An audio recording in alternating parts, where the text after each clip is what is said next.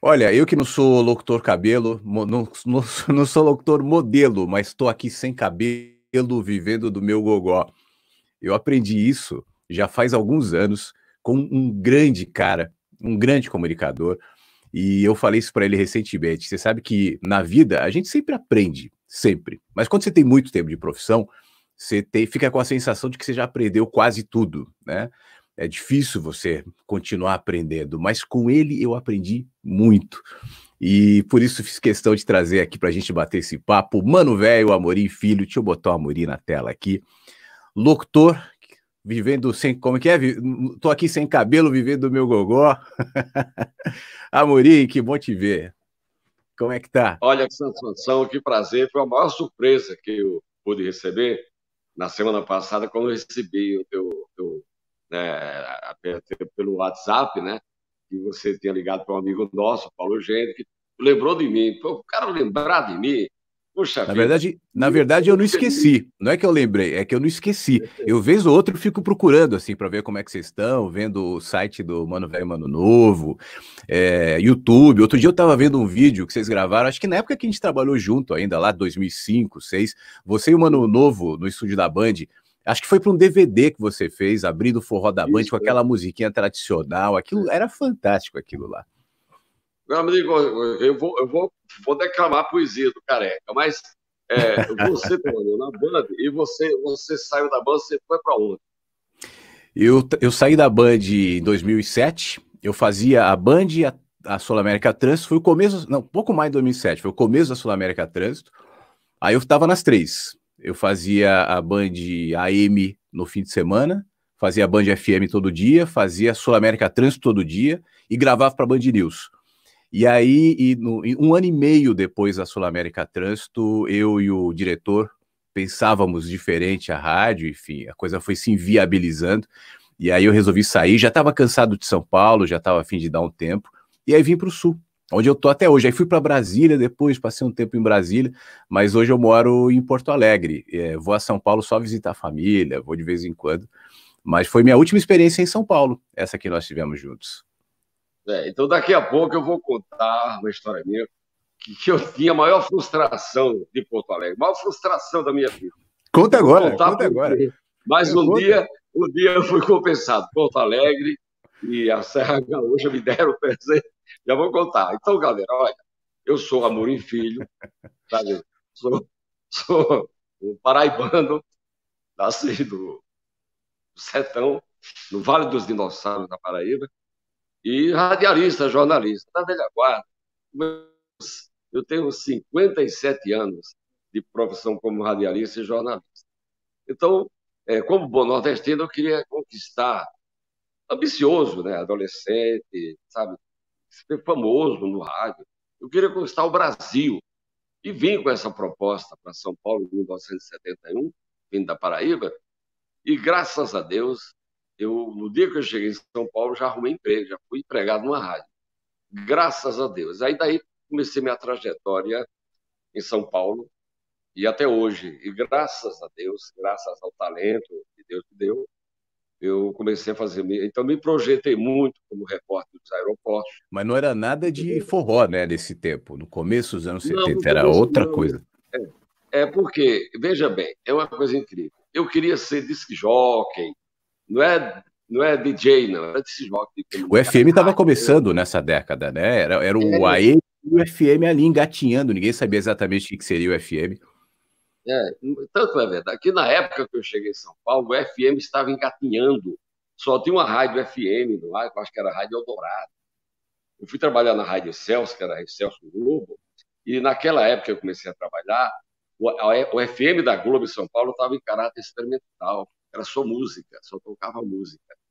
E eu aproveitava que o meu emprego, veja bem o que acontece. Eu me destaquei no Rio Grande do Norte, da Paraíba. Quando fui contratado em São Paulo, me mandaram para presidente, fizeram um projeto para mim, para presidente, que tinha uma afiliada da Rádio Piratini. Meu amigo, era um salário que foi um problema, um salário altíssimo. Cheguei aqui, ninguém me conhece, os caras já me deram, e os caras, não vai não, interior, você soube, eu fui. E foi um problema para a rádio me pagar, que era um salário alto para as condições no interior. E eu me dei muito bem. Com pouco tempo eu me envolvi com... Arrumei uma namorada, uma galegona bonita, sabe? E eu fui estudar e com amigos. Daí a pouco, depois de 3 anos, eu não queria mais sair de Prudente. Eu já me encaixei no clima quente, no verão, muito inverno, muito frio. E, de repente, eu estava muito bem, já estava praticamente administrando a rádio. Eu ganhava por hora.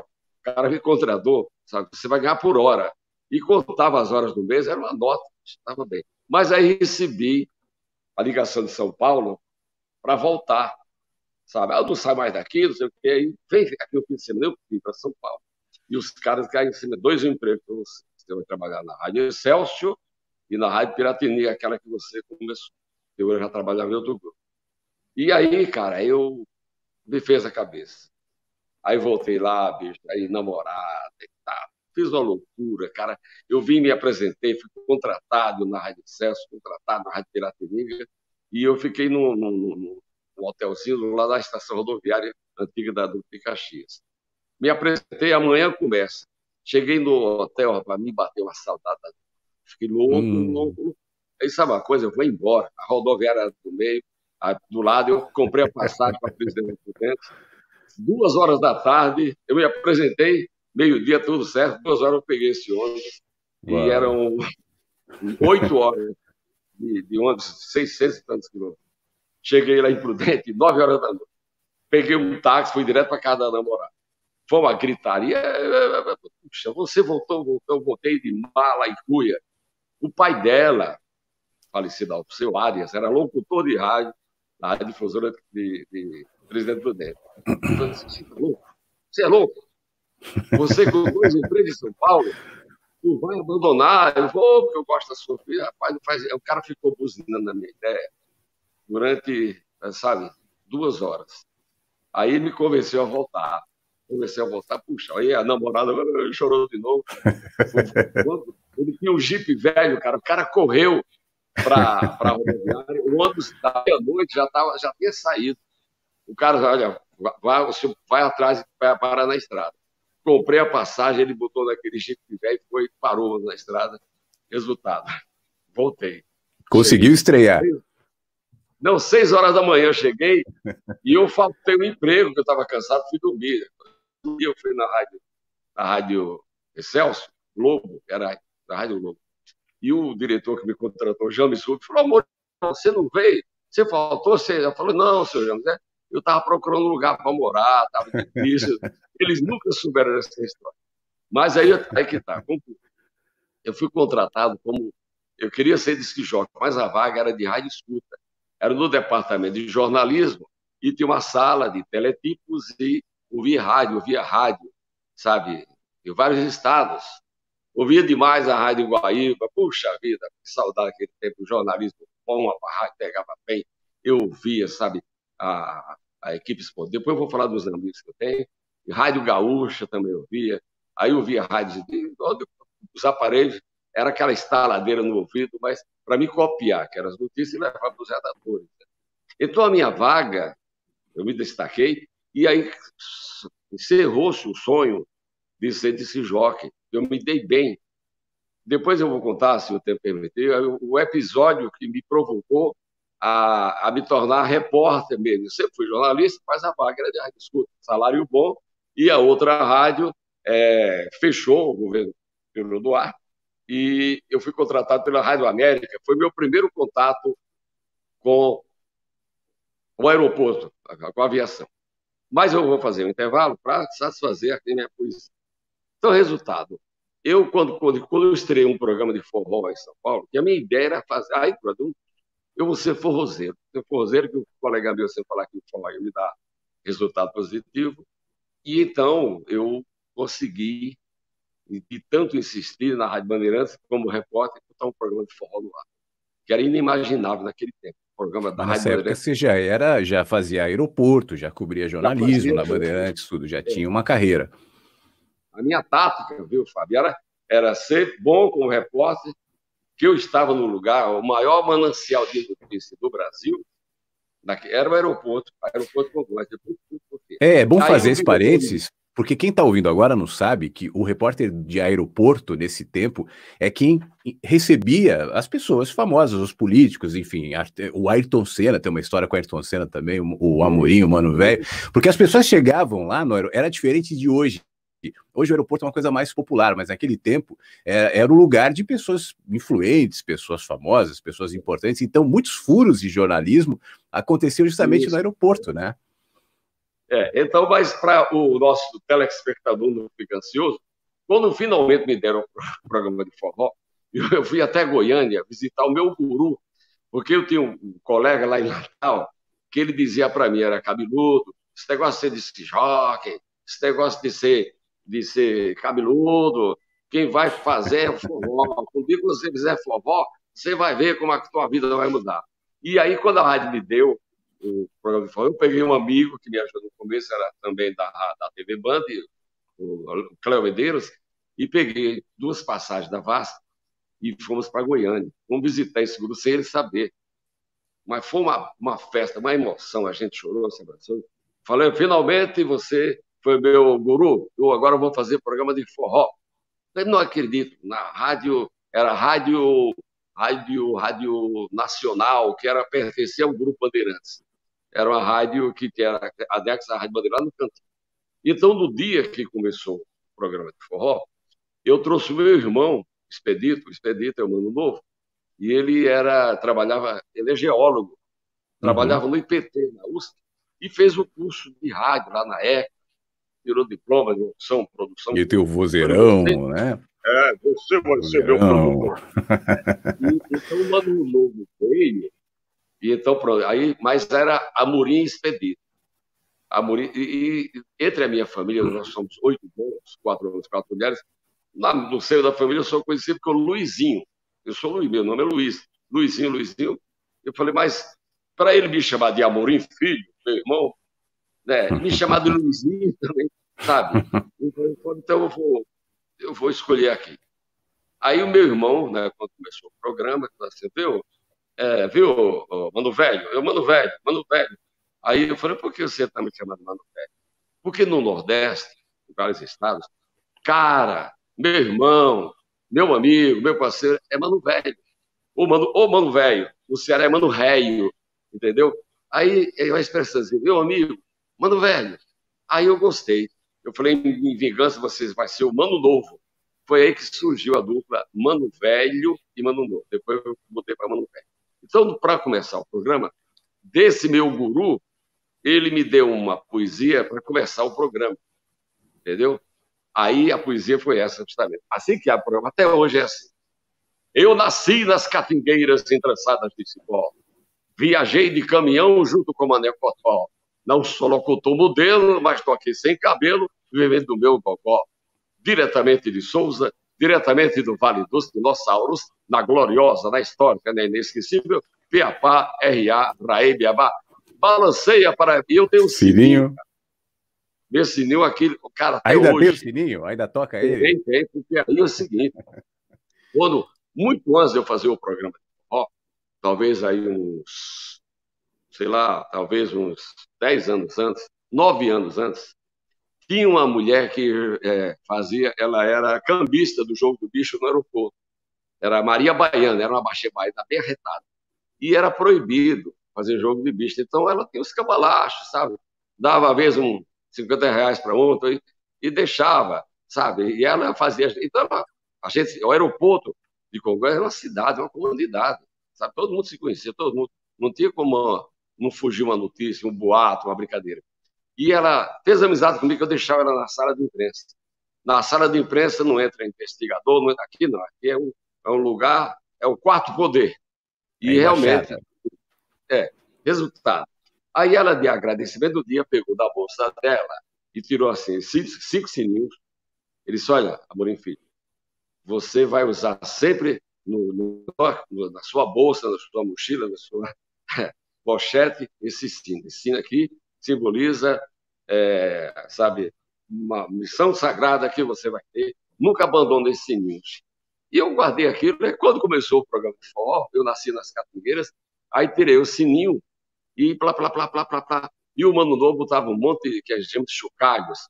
chocalho de bode, de cabra, de garrote, de bezerro, de vaca, de boi, de barbatão, sabe?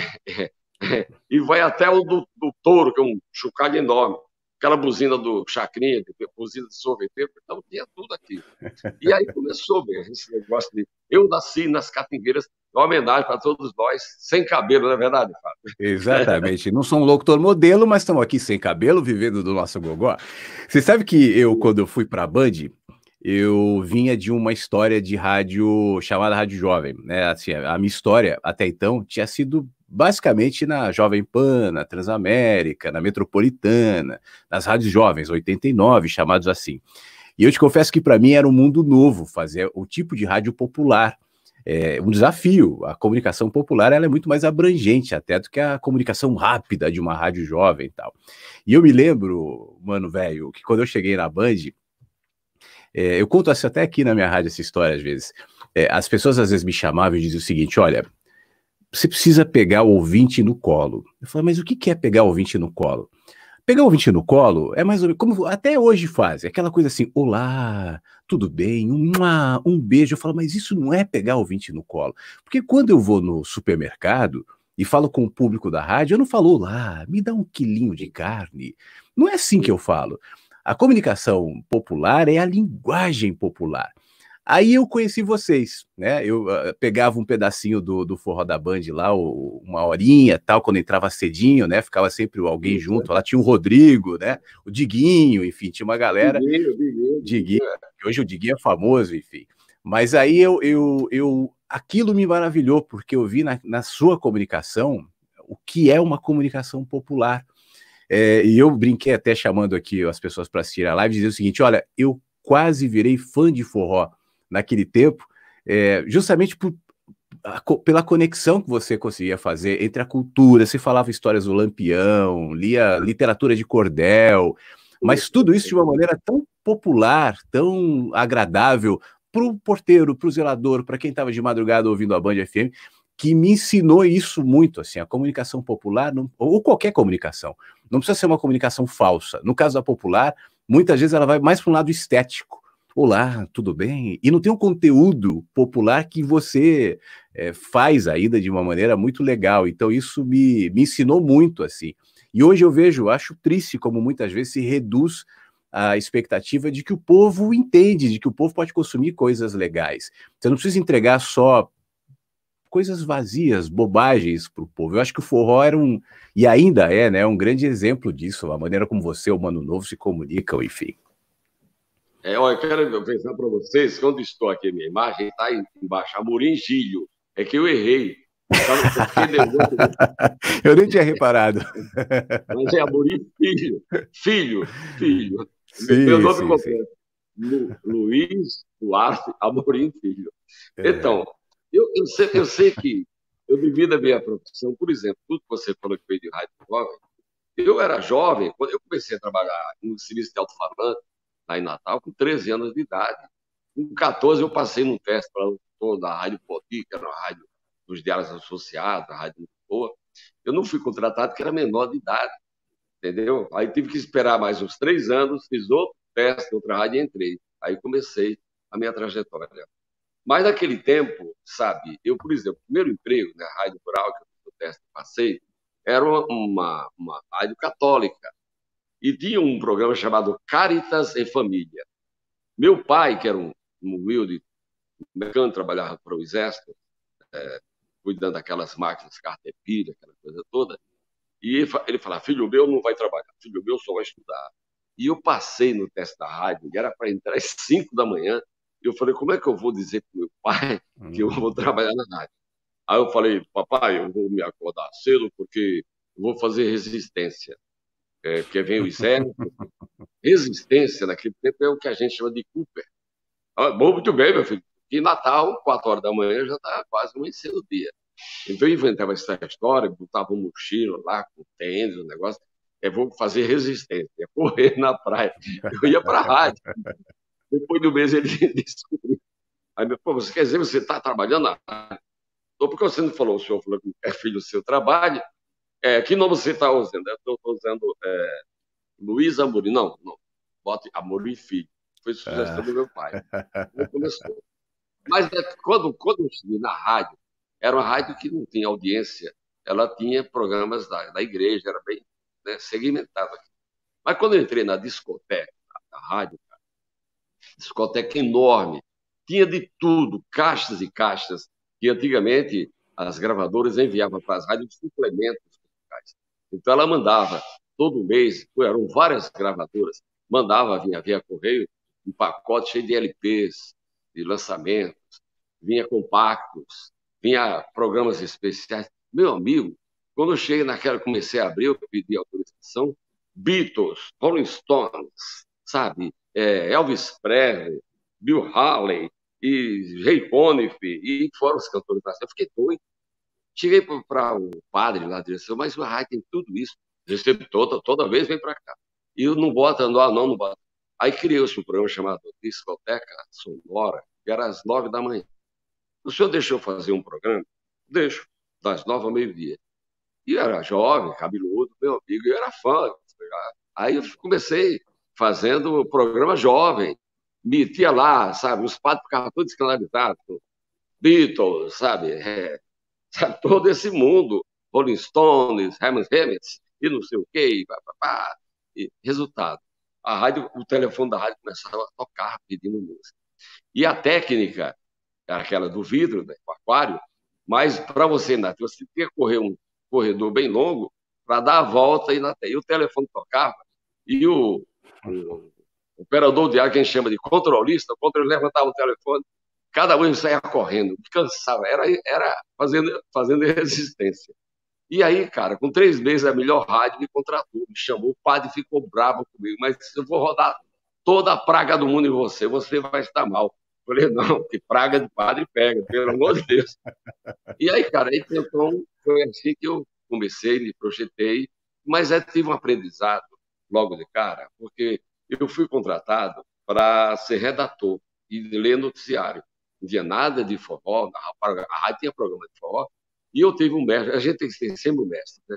Eu tive um mestre chamado Wellington Medeiros, um galegão dos olhos azuis, gente boa, e ele foi me ensinar aquele tempo, guerra do Vietnã, aquelas protestos, tudo. Então eu comecei a redigir notícia, tudo, ele corrigia tudo.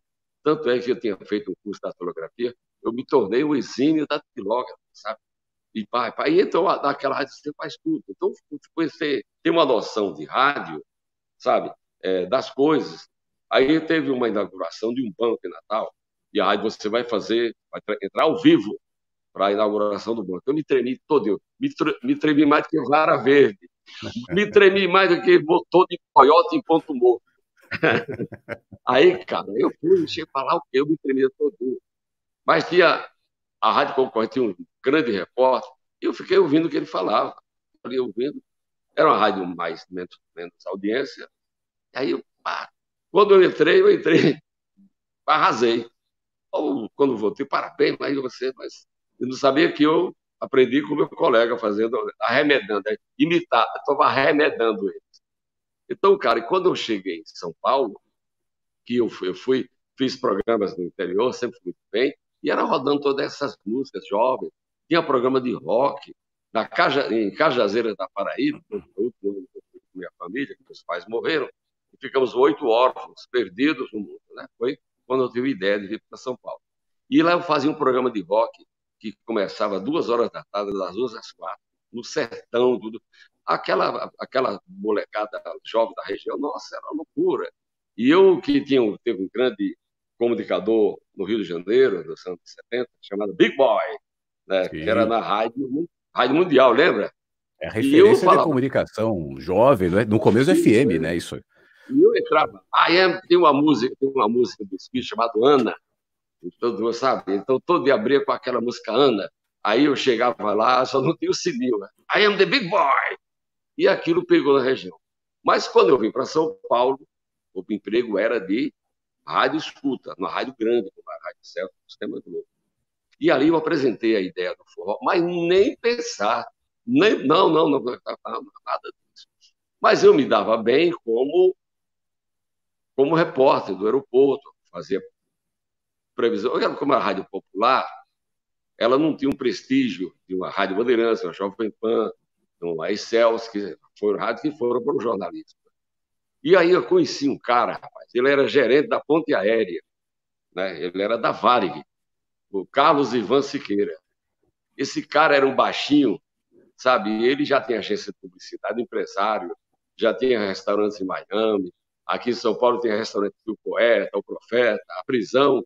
Tinha uma restaurante que os garçons eram todos vestidos de preso, pareciam os irmãos de metralha. Esse cara era genial. E ele era meu amigo da Ponte Aérea, gerenciava. Quer ir para o Rio? Vamos para o Rio. Passar um fim de semana no Rio. Aí, de repente, esse cara foi guindado a diretor comercial da Varig. Para você ter uma ideia, naquela época, dos anos 70 para 80, o cara da Varig, que era a maior empresa do Brasil, era referência mundial, o cargo de diretor comercial da Varig era equivalente a ser um ministro de Estado. Porque toda a imprensa latino-americana precisava de propaganda da Varig. E todo mundo ia lá falar com o Carlos Ivan Siqueira, tinha cara do México, perto de Copa do Mundo, de toda a América Latina, do Chile, da Argentina, do Uruguai, do México e do Brasil. Era agenda para ele receber, sabe? Era a importância que a Varig tinha, que saía dela, permutas e uma série de coisas. E ele me ligou, vou passar aí para a gente almoçar. Aí eu chamava ele de baixinho, ô baixinho. Ele disse, parabéns, você agora, nossa, você tem status. Ele disse, eu tenho um projeto para você, mas na Rádio Globo para mim não interessa. Tem um projeto da Varig, mas eu não vou falar o que é. No dia que você for para a Rádio Bandeirantes, aí a gente vai conversar. Mas a Rádio Globo para mim não interessa, porque é na minha. Quis o destino que em 1980 eu recebi uma proposta para ir para a Rádio Bandeirantes, sabe? Então foi interessante, porque eu trabalhava na Rádio Excelsior. Aí outro episódio que me destacou muito. Então, antes de eu ir para a Rádio Bandeirantes, eu tenho que contar essa história, se você me permitir. Claro, A gente à vontade. tem tempo Temos suficiente? suficiente, pode falar. Estou para ouvir. Então, eu era rádio escuta lá, entendeu? Naquele tempo, tinha censura da Polícia Federal, entendeu? Então, notícia, sabe? Música. E tinha uma delegada que ela se tornou até minha amiga, sabe, por telefone. E eu que recebia as ligações, tinha sempre o horário que ela ligava. Aí ela falou, o Amorim Filhas, que é, doutora, como é que está a senhora? Tudo bem? Então anota aí. É proibido divulgar. Não pode sair essa notícia, essa notícia, essa notícia, essa notícia. Não pode rodar essa música, essa música. A gente ria. Ela falou, você está rindo de quê? O que? Ela disse, mas é a lei. Tudo bem, doutora. Eu saía, eu adotava e levava para a direção da rádio. Era a censura mesmo. Isso que ano? 80? Isso foi em 70, foi em 74. 74 para... Época mais brava, né? 70, sabe? Resultado. Então, certo dia, esse diretor do jornalismo, esse James Rubio, grande amigo meu, ele, assim que eu entrei, então eu tinha um salário. Vamos supor que eu ganhasse naquela época R$ 1.200, que era um salário alto pra caramba. Pimorou, foi reais, Cruzeiro Novo, tudo. Estou fazendo a comparação. E ele disse, Amorim, eu vou precisar de você. O Globo no Ar, aqui da Rádio Globo, tem um patrocínio de um remédio, que era um complemento alimentar. O nome do remédio era L-Tripil. L-Tripil. O Globo do Ar, patrocínio L-Tripil. E o próprio Janeiro, o Globo do Ar, ele disse, olha, é uma cota boa, pagam bem a Rádio Globo, mas eu preciso de um repórter que todo fim de semana vá nas farmácias, entrevistar os clientes das farmácias para falar do remédio. Então, você grava umas 20 faixas e eu vou soltando durante a semana no Globo no Ar. Que, sabe, antes da última notícia, né? Então sai assim, e agora a última notícia, Brasília, né? Então saía a minha voz entrevistando os caras do Eletripio. Então ele falou, tá aqui o gravador, você vai, todo sábado eu vou dar um motorista da Rádio Globo e você vai fazer as entrevistas. Então aceitei, puxa, olha, era o dobro do meu salário, um cachezaço. E eu fazia, né? Mas aí eu comecei a fazer minhas malandragens. Porque tinha gente que nem conhecia, assim, nem sabia o que era. Eu ia nas farmácias, assim, aí pegava uma pessoa só, você vai me responder assim, tudo bem. Aí, e o cara falava que o remédio era maravilhoso. Então, fiz muito. Sabe a Lucimara Paris? A Lucimara Paris, ela trabalhava, era telefonista da Rádio Globo, e era minha amiga. Falei, Lucimara, hoje você vai ser a minha cliente da farmácia. Aí eu estou aqui Coisas do rádio. senhora, ela entupiu o energético, fazia. Quantas vezes eu fiz isso com a Lucimara Paris? Tinha um faxineiro da Rádio Globo, o cara, 1,90 m, bem magrão, ele varria. Eu falei, vamos lá na garagem, eu quero filmar isso com você, gravar. E combinei com ele, aí ele falou bem. Aí ele chegou assim, aí ele falou assim, ele tripilo, foi bom pelo bem. Rapaz, eu ri demais. E o James nunca soube disso. Então, eu estava lá. Aí, de repente, o James saiu da Rádio Globo. Aí contrataram um cara que trabalhou na revista Realidade, trabalhou, e ele foi contratado como diretor de jornalismo da Rádio Globo, Rádio Celso. Então, o Sérgio de Souza, ele, infelizmente, é falecido. E ele era um cara que não tinha vivência de rádio, tinha de revista, jornal, grandes jornais. E certo dia eu estou lá na Rádio Escuta e toco o telefone. Eu atendi aqui, Amor e Filho, Rádio Escuta, tem um boninho aqui, o novo chefe Sérgio de Souza. Eu não conhecia ele pessoalmente, mas sabia que tinha esse cara.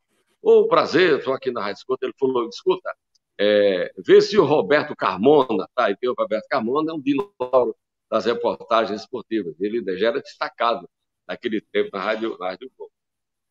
Vê se o Carmona está aí para vir aqui no restaurante. Era o restaurante Cacuti. Era um restaurante turco que tinha lá perto da Rua das Palmeiras, pertinho da Rádio Globo. Uma travessa, acho que Alameda Eclésia. Estou aqui com toda a direção da Globo e o Pelé. Ele vem aqui urgente para fazer uma matéria com o Pelé. Aí eu procurei, liguei, não achei ninguém. Eu não respondi nada. Peguei meu gravador do L Tripil e corri para o restaurante, que era pertinho, né? Mas você não achou mesmo ou viu ali uma oportunidade para ir? Não se esforçou muito para achar? Não tinha ninguém? Não achei, porque o pessoal do esporte chegava mais tarde, sabe? 5 horas, o programa esportivo de 6 horas. Aí levei, seu Sérgio, onde é? Eu sou o Amorim. Amorim, tudo bem, um prazer. Tava a cúpula da Globo, Daniel Filho, Walter Clark e todos os diretores regionais do sistema de Globo de rádio. Era uma mesa enorme, só tinha Bam. E o Pelé. Aí ele falou, não, aqui o Pelé vai fazer um filme com Oswaldo Massaíno, que é a vida do Pelé. Então a gente está assinando um contrato aqui. Então, ele pegou o gravador da minha mão e deu para um cara. Só vai lá e entrevista o Pelé. Aí o cara disse, mas Sérgio, ele é que é repórter. Não, ele é rádio escuta. E eu falei, não, seu Sérgio, você não me conhece. Olha aqui, repórter Amorim Filho. Por ser repórter, eu sou há 8 anos, eu sou jornalista, sou repórter. Mas por que você trabalha em rádio escuta? Era vaga. Estava esperando uma chance, ela chegou hoje.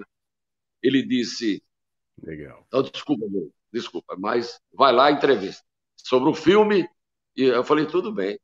Aí fui lá, na mesa do canto, estava o Pelé, o Massaíno, o Walter Clark, tudo assim. Aí prazer, não, Pelé na minha frente, tremi todinho assim. Aí nisso, tudo calma. Aí perguntei do filme, tantos milhões, não sei o quê.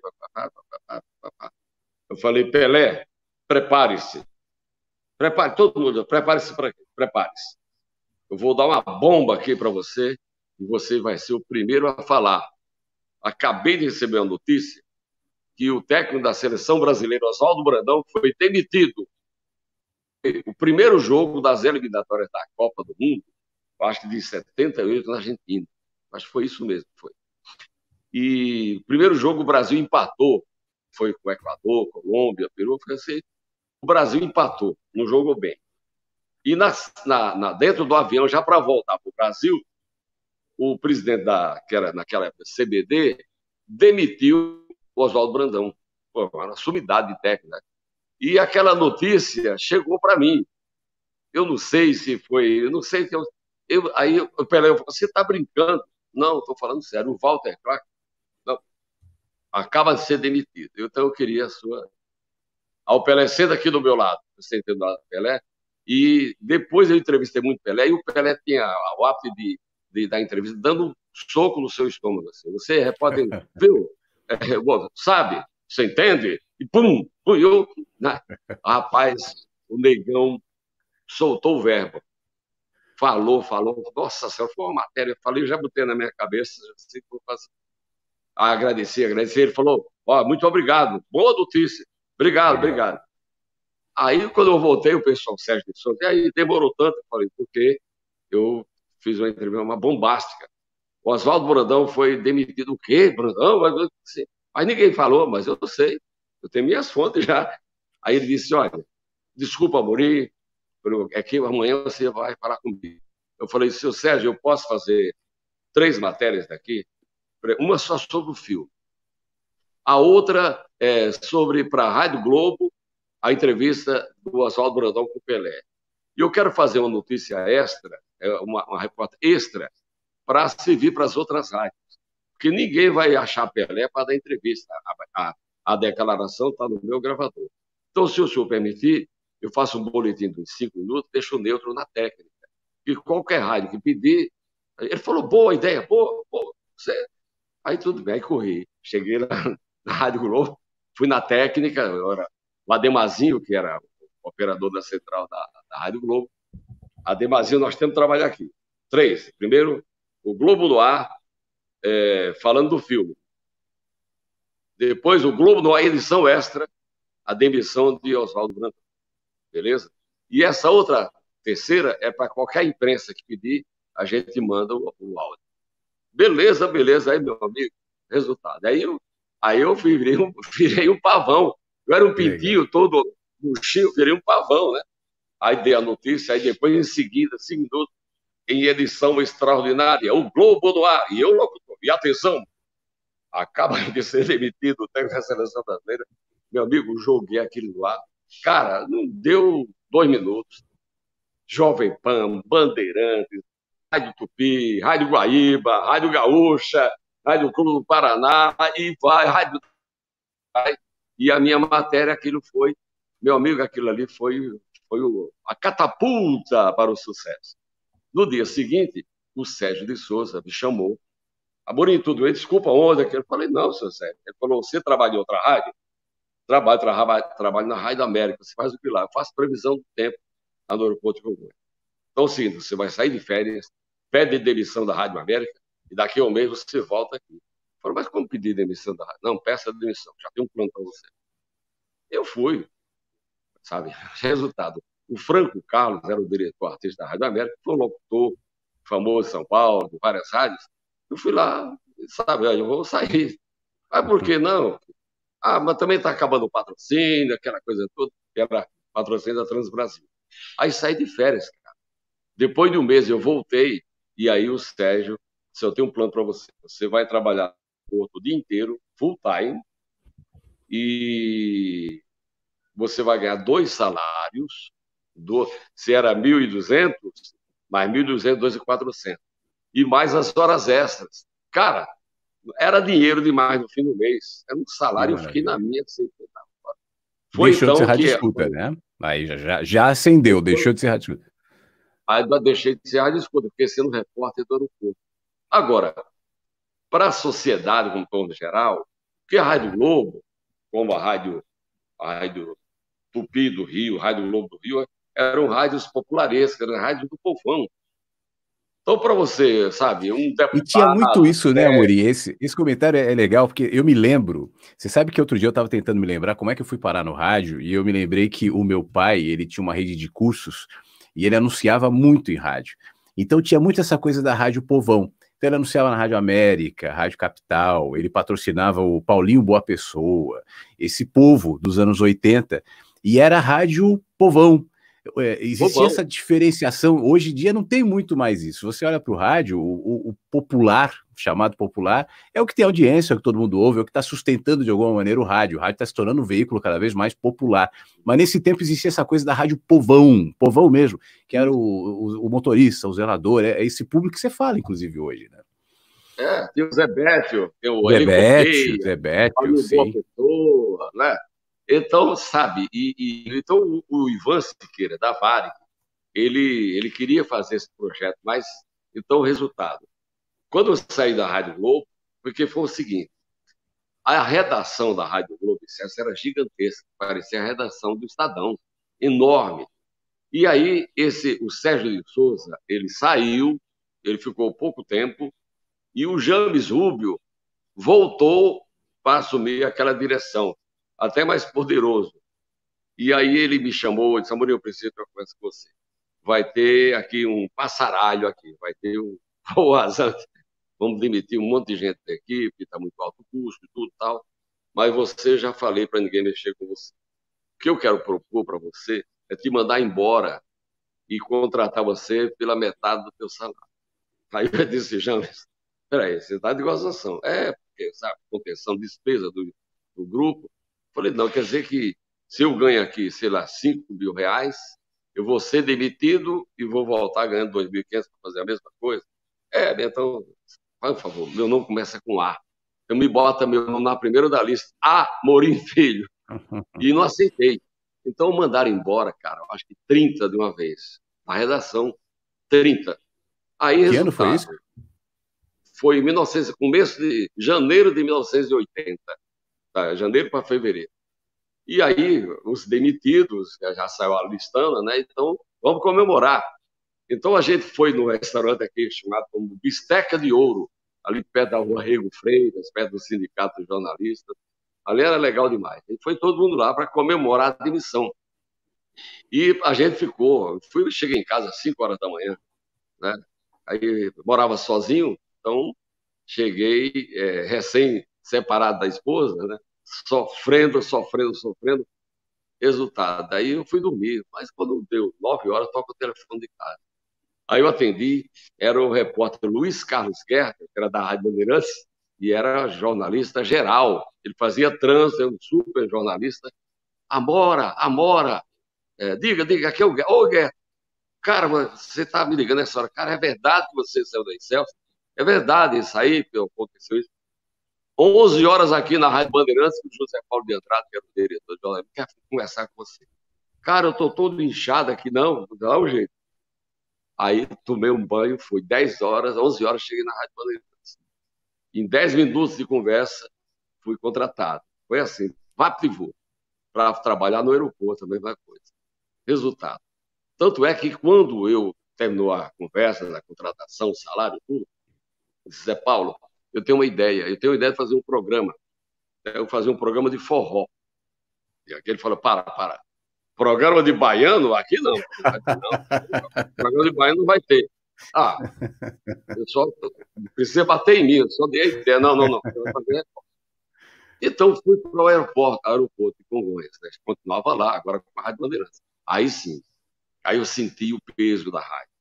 Porque o passageiro de avião, que naquele tempo só voava rico.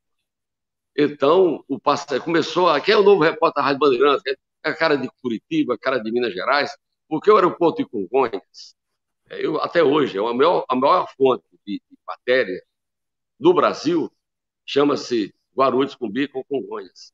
E naquele tempo, aí vinha a aviação, não era uma aviação super moderna como é hoje, porque as malhas das empresas aéreas eram as conexões que todo mundo que vinha, por exemplo, de Porto Alegre, um deputado de Porto Alegre, ele saía de Porto Alegre, vamos supor, segunda-feira à tarde, chega em São Paulo, dormia para pegar o voo das 9 horas para Brasília. Não tinha voo direto de Porto Alegre para Brasília, nem de Curitiba. Então, tudo quanto era político do interior de São Paulo, do sul de Minas, do estado do Rio e também do Paraná, eles vinham. Então, rapaz, eu tenho história para dizer, eu escrevi um livro, porque eu me tornei amigo de prefeito, vereador, governador, fizemos farras homéricas, sabe? Se eu tivesse soltar o livro escondido das farras que a gente fez, foi muito bom aquela época. Aí o Ivan Siqueira me chamou, disse, agora o meu projeto, você vai trabalhar, eu vou, a rádio Que era o Bandeirantes diretor da Varig, diretor da Ponte Aérea, da Varig, que tinha te falado daquela proposta na época da Rádio Globo. Que ele virou diretor comercial da Varig. Ele disse, o meu projeto é o seguinte, não tem.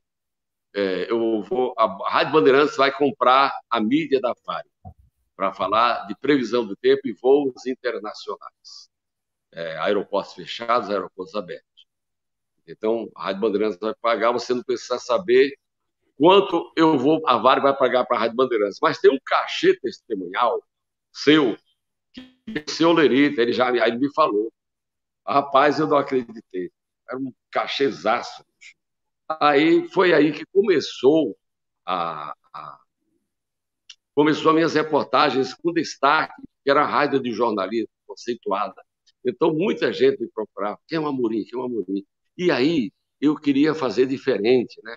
Então, quando começava o Pulo do Gato, o Paulo sempre foi, naquela época, ele era diretor e era turrão, ele era mal-humorado de manhã. Bom dia, vamos ao aeroporto de Congonhas, novo contratado, repórter Amorim Filho. Bom dia, Amorim. Bom dia, José Paulo Verdade, bom dia, ouvinte do Pulo do Gato. O aeroporto de Congonhas está aberto, o céu está aberto, os voos estão no horário, céu de brigadeiro, e papai, sabe? E aí, no final, falava dos voos da Varig, de Nova York, aeroporto de Porto Alegre fechado, Curitiba fechava. O aeroporto campeão de fechamento era o Afonso Pena de Curitiba. Sim. Fechava todo dia. Itajaí, Santa Catarina, eu tinha a lista de todos. E eu comecei a fazer seco. Um ano depois, o Zé Paulo Bilaglia, bem-humorado. São 6 horas, de um pulo do gato, não sei o quê. Estava todo felizinho, né? Aí ele me chama. Vamos agora ao aeroporto de Congonhas, onde tem um paraibano, Amorim Filho, que é da Paraíba e tal, e tá. Bom dia, da Paraíba. Aí nossa, aquilo foi um maná. É a chance. Aí no meu colo. Aí foi justamente assim, eu nasci nas catingueiras entrançadas de Cipó, viajei de caminhão junto com o Mané Cotó, não sou locutor modelo, mas estou aqui sem cabelo vivendo do meu cotó. E o Zé Paulo riu. Que é isso, Amorim? Isso é literatura do cordel. Aliás, eu tenho aqui um cordel que você vai adorar. Qual é? Aí eu falei, a viola está cantando, a viola está chorando de emoção, acabou-se Virgulino, acabou-se Lampião. Morreu com Maria Bonita nas quebradas do sertão. Nhão, nhão. Ele riu, falou, que é isso? Eu falei, literatura do cordel. Zé Paulo, se você me permitir, a partir de amanhã, no Pulo do Gato, eu vou contar em cordel a vida de Lampião, Maria Bonita e os cangaceiros. Ótimo, bacana tudo.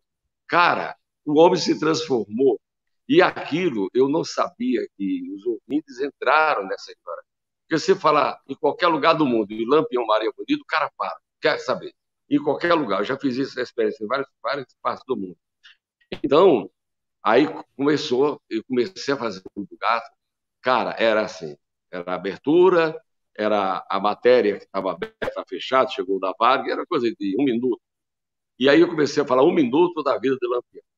Aí aumentou para 2, aumentou para 3, aumentou para 4. O Pulo do Gato, quando eu entrava, era 1 minuto de informação dos shows da Varig e 6 minutos de Lampião e Maria Bonita. Papo assim, um negócio absurdo. Aí, bom, porque aí eu aí no Primeira Hora, que era o noticiário tradicional, aliás, nós temos a nossa Rádio Bandeirantes de Porto Alegre, olha, sou fã, viu? Adoro essa rádio, a equipe é maravilhosa, sou fã mesmo, os caras, a única rádio do Brasil que faz jornalismo com a bandeira branca, sensacional. Então, cara, eu peguei, fui fazer o Primeira Hora, e eu disse, eu tenho que criar alguma coisa diferente, né? Aí era Walker Blas, Ferreira Martins e Lorival Pacheco. Primeira Hora. E aí a rádio criou uma vinhetinha, aeroporto, era musiquinha, parecia um rock. Né? Aí eu falava, bom dia, rapazes, Pacheco, Martins e Blas. O aeroporto de Congonhas está aberto, operando com céu claro, a temperatura, os gigantescos pássaros de prata estão ganhando os céus do Brasil. A ponte aérea São Paulo-Rio está com seus voos nos horários a cada 30 minutos. Chegando na glória, a professora de matemática vai pegar 27 graus de temperatura. Cara, ninguém nunca ouviu isso no rádio. Aí sim, aí eu falava, papai, pronto, aí fiquei conhecido como um dos pássaros de prata. Eu Uhum. chamava eu de pássaros de prata. Então, com toda mãe que ia levar as crianças na escola, né, ouvindo a Rádio Bandeirantes, na hora da musiquinha, os filhos, mãe, tá falando por quê? Quando eu abria, bom dia, rapazes, Pacheco Martins de Blas, o aeroporto de Congonhas está aberto, papapá, papapá, a temperatura tal, os gigantescos pássaros de prata estão ribombando turbinas do Brasil, assustando os gaviões, os tuiuius, os canários do rei. Eu comecei a falar nome de pássaros. Então, todo mundo, as crianças, falavam, fui testemunho assim, ele vai falar de pássaro, aumenta o ruído, vai falar de pássaros. Quer dizer, a criança não queria saber se o aeroporto estava aberto ou fechado, era os pássaros. E aí já apareceu um cara da USP, um ornitólogo, me levou vários livros sobre pássaros, me levou no criatório dele, perto da USP, pássaros de todo tipo, eu fiquei amigo do cara. E aí eu falava de pássaros que nem existem em São Paulo, nem existe no Brasil. Agora, um aeroporto, aqui nós fora, nós leigos, não sabemos o que acontece no pátio do aeroporto, nas pistas do aeroporto. Então, ali em Congonhas, eu tinha um Galaxy velho, um amigo ganhou na rifa e eu troquei numa bicicleta no interior de São Paulo. O cara ganhou na rifa e eu tinha uma bicicleta Caloi 15, que era uma bicicleta fora, como foi uma edição extra, pouca produção. E eu troquei, eu dei a bicicleta e fiquei com o Galaxy. Um bicho que fazia 4 quilômetros com litro. Uau. Mas eu levei os taxistas do aeroporto, era só táxi luxo, Galaxy, Dodge, e eles me pegaram o carro para levar na oficina, deixaram o carro funcionando fininho. E tinha um cara da ESSO, o Gonçalo, esse cara era um careca, mas bem mais careca do que um cabeção careca. E ele todo dia na sala de pé para ler jornal de graça. Eu falei, mas rapaz, mas você é muito sossegadão, né? Você vem aqui ler jornal de graça. Ah, não enche o saco, eu sou amigo de você. Ele era gente boa. Aí ele disse, olha, você vai levar lá na ESSO, lá no pátio do aeroporto, esse gás, eu vou botar gasolina de avião, vou encher o tanque. Gasolina verde, que é de alta octanagem. É uma gasolina que você joga, ela evapora já no ar. E aí um dia eu fui lá, e o que me chamou a atenção, além dele encher meu tanque 100 litros com a gasolina, aí tinha um viveiro lá, tinha um viveiro, sabe, pássaros, tucanos, assim. Agora o viveiro, assim, ele não tinha teto, tinha umas árvores lá, e ele dava comida, aparecia tucano, tinha gavião que ficava lá do lado de fora. Eu falei, pô, aqui com esse barulho, que aquele tempo o avião era barulhento demais, cara. E Era aquilo me outra. chamou a atenção, que mesmo com os aviões e o barulho, os pássaros vão para lá. Foi por isso que eu queria esse negócio dos pássaros de prata. Então, para concluir essa parte, o Zé Paulo me chama, depois de 3 anos trabalhando lá, ele falou, me diga uma coisa, você ainda tem ideia daquele programa de baiano? Falei, tem. Não sai da minha cabeça. Tô de saco cheio desse negócio que você falar de avião, Maria Bonita, não sei o quê. Vem aqui, vamos gravar o teu piloto de forró. Vou levar para a direção da rádio. Cara, eu fui o maior presente que podia receber.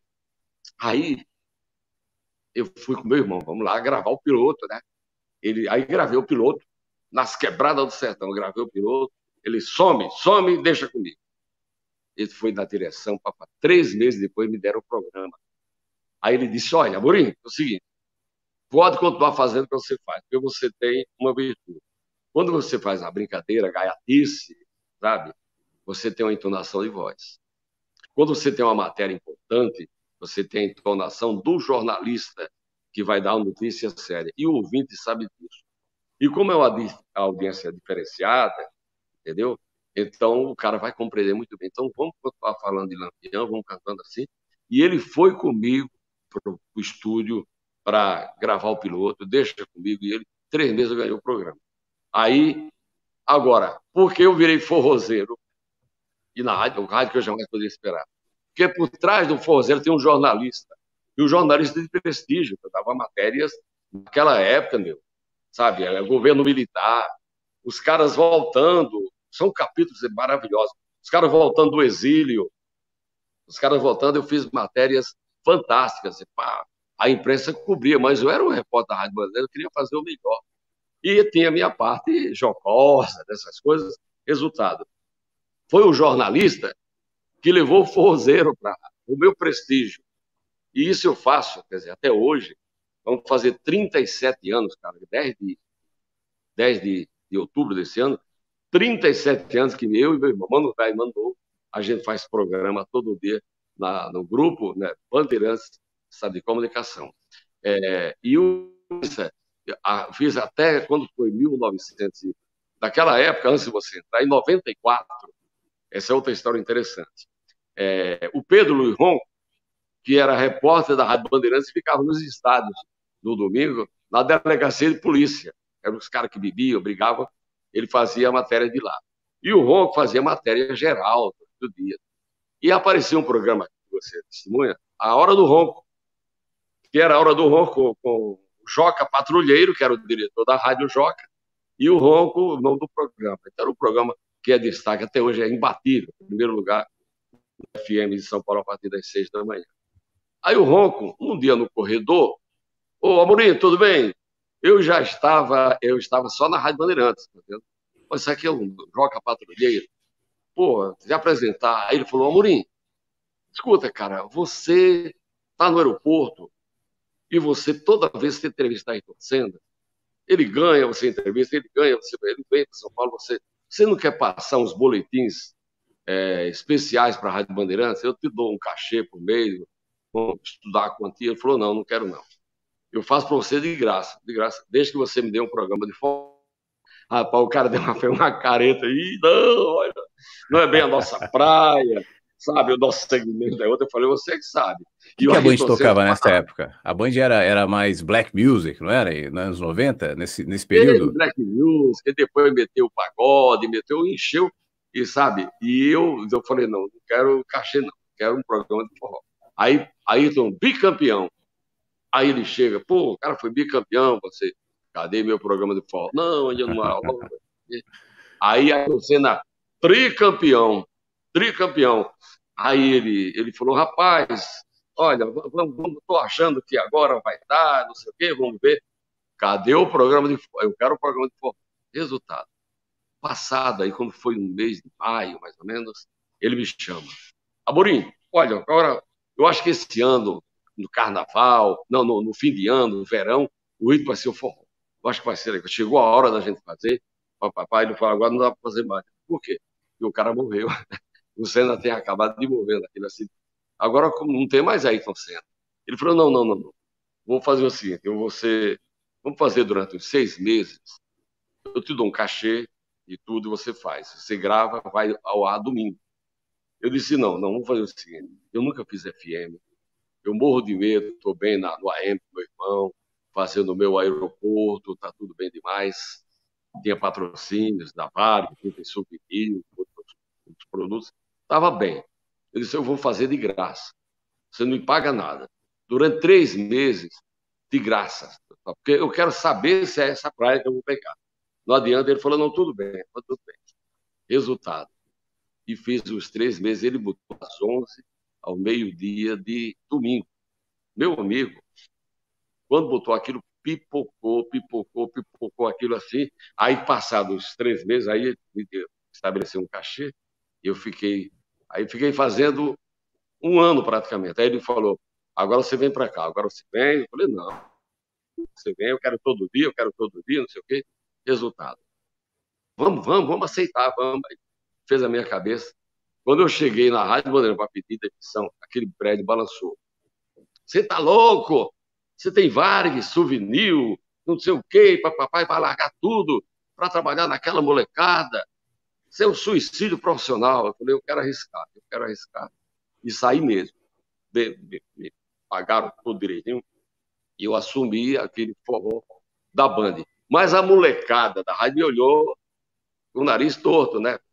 Sabe? Aí o Joca reuniu todos, olha, esse aqui é o cara, ele irmão dele, vocês vão aprender muito com eles, né? Vocês vão ver. Porque eles nunca ouviram falar de forró, e o cara todo dia fazendo forró. É isso que eu quero Né? perguntar. Você estava falando do Zé Paulo e do Joca também, e do pessoal da equipe da Band FM, em todos uma certa desconfiança, né? O Zé Paulo falava programa de baiano, o Joca resistiu. De onde vinha essa desconfiança, esse medo? Já que em São Paulo, especialmente, o povo nordestino é muito, né? A música nordestina é forte em São Paulo. Tem os centros de tradições nordestinas, enfim. Por que essa desconfiança, esse medo do pessoal? Olha, porque aí eu tenho um termo que eu uso, eu tenho um conceito de rádio, eu sempre falo aqui na Nativa, que o rádio no Brasil, a MFM, é muito mal feito. Eu digo com todas as palavras. O rádio no Brasil, a MFM, é muito mal feito. Porque existe uma coisa no rádio que se chama ranço radiofônico. Então, o ranço radiofônico ele é maligno. Porque, por exemplo, se você conhece uma amiga em Porto Alegre, que abriu uma rádio lá no bairro, tudo, e de repente o cara é teu amigo. O cara abriu uma rádio lá, web rádio, não sei o quê, uma rádio pirata, uma rádio comunitária. Aí você tem um amigo teu que está começando na música. Pô, o cara é meu amigo, vou levar você lá. Aí você vai visitar o cara, leva você visita o cara. Aí o cara, com uma semana de rádio, ele olha para você: olha, ô Fábio, lamento, mas essa música não faz gênero da minha programação. Não é o tipo de música. Isso se chama ranço radiofônico. Entendeu? Então, o rádio é fantástico por isso. O microfone, quando você faz, então você tem ideias. E então o rádio faz sempre historicamente por uma tendência, sabe? Nós temos pouquíssimas rádios de padrão no Brasil, porque o cara vai assim. Então, não, aqui no Roda Forró, que você vê, o Zé Paulo, que é o guru de todos os tempos hoje, sabe? Ele tinha esse conceito. Não, aqui programa de baiano, não sabe sei o quê, E sem entendeu? base nenhuma, né? Sem nenhuma explicação para isso. É um preconceito. Esse vem da tradição. Você pega no Rio Grande do Sul, né, que tem um estado que eu adoro, apesar de conhecer muito pouco, mas o gaúcho está acostumado com as suas tradições. Música da campanha, não é verdade? Sabe, aqueles bailões, o centro de tradições. É o povo gaúcho. Aí eu chego, vou fazer um programa de forró. Claro, o tradicional, ele fala, mas rock, aqui, não sei o quê. Mas, não, vamos dar uma chance. Eu vou dar um exemplo muito grande. Eu vou dar uma chance para o cara. Quando eu entro falando, ele vai ver aí qual é minha virtude. A música que eu vou tocar de forró é o que menos importa, e para mim é o mais importante. O que ele vai se amarrar é na minha comunicação. É que aí eu vou comunicar para transportar a minha capacidade e falar para preencher o ouvido daquele ouvinte. E, de repente, eu vou falar assim, olha, eu vou tocar aqui uma música que é uma história de amor. E o latino, nós latinos adoramos novelas. As novelas têm aqueles, entendeu? Sabe? Aquela música, é tudo uma música nordestina, que é uma vaquejada, que o vaqueiro, que tem vaqueiro no Rio Grande do Sul, tem vaqueiro na Paraíba. O vaqueiro se apaixonou pela filha do fazendeiro, fazendeiro poderoso, uma menina linda, e não é que os dois se apaixonaram e de repente começaram a namorar às escondidas do pai. Certo dia, o pai descobriu e mandou embora o fazendeiro e o boiadeiro, e o boiadeiro, para não cometer uma desgraça, baixou a cabeça e foi embora. Só que ele deixou o fruto do relacionamento, a menina estava grávida. E o pai teve que tirar a menina para outra fazenda e aquele vaqueiro foi embora. Depois, e ele era campeão, ganhava vaquejada, ganhava. Depois de 17 anos, o cara foi convidado para uma vaquejada naquela cidade. Ele disse, já faz muito tempo, acho que ela nem conhece o povo. E chegou assim, olha, aqui tem um vaqueirão aqui, o cara é bambambam. O cara é novo, derruba, é campeão mesmo, campeão. Aí ele disse, eu quero ver, eu vou lá, esse moleque, eu vou botar ele no chão, eu vou ser campeão de tudo. E aí começou a vaquejada e ele ganhando, e o cara ganhando de lá. Então partiu para uma finalíssima, partiu para um Grenal. E quando chega na finalíssima, ele ia disputar, ele é jovem, e o cara já começou a derrubar boi. E aí, quando ele estava lá para entrar, ele viu aquela mulher que foi sua namorada há 17 anos atrás e que foi fruto do amor, e ele foi expulso. E aí o vaqueiro ia lá, abraçava, beijava ela, tudo. Aí ele fala, não, eu perdi minha concentração. Ela tem outro namorado, um moleque desse, papapá. Resultado, vai para finalista os dois. E o moleque ganha, porque o cara perdeu a concentração, o coração, tudo. Quando o menino ganhou, foi campeão, aí ele tá lá e aí vem a mulher, abraçada com o molecão, aí chegou para ele dizer, este é o nosso filho, que você não conheceu, e que igualmente a você, eu me emociono, isso é sempre o campeão. E vem aqui pela primeira vez pedir a sua benção. Eu me emociono com essa música, porque ela não tem país, ela não tem Rio Grande do Sul, nem Paraíba, nem São Paulo. É uma história de amor, no ritmo de forró, de uma vaquejada. A música tem 9 minutos. Se chama A Saga do Vaqueiro, que canta a banda Mastruz com Leite, de Fortaleza. Essa música, eu toco ela há 20 anos, praticamente todo dia. É uma música anti-rádio. Nenhuma rádio tem coragem de rodar uma música de 9 minutos. É 2 minutos, e é dita, né? E comigo, eu rodo, meu amigo, eu tenho um caso aqui em São Paulo, inacreditáveis. O taxista vai para o aeroporto de Guarulhos, leva um passageiro de madrugada, bacana. E o taxista, olha, quer que eu baixo? Não, aumenta. Tá rodando a Saga do Vaqueiro. Quando o cara chega no aeroporto, ele desce chorando. Por quê? Não é o forró, não é o Rio Grande do Sul, Paraná, São Paulo.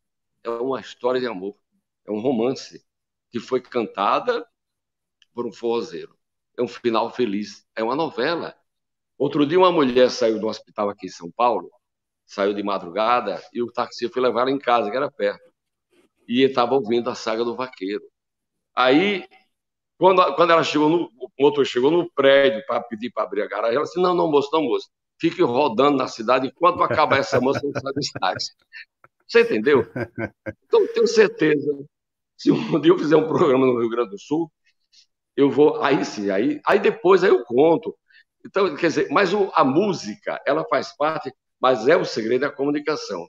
Por isso que eu me destaquei com o meu irmão, fazendo um programa para o povão, né? Povão, mas que agrada todo o universo de ouvintes do rádio.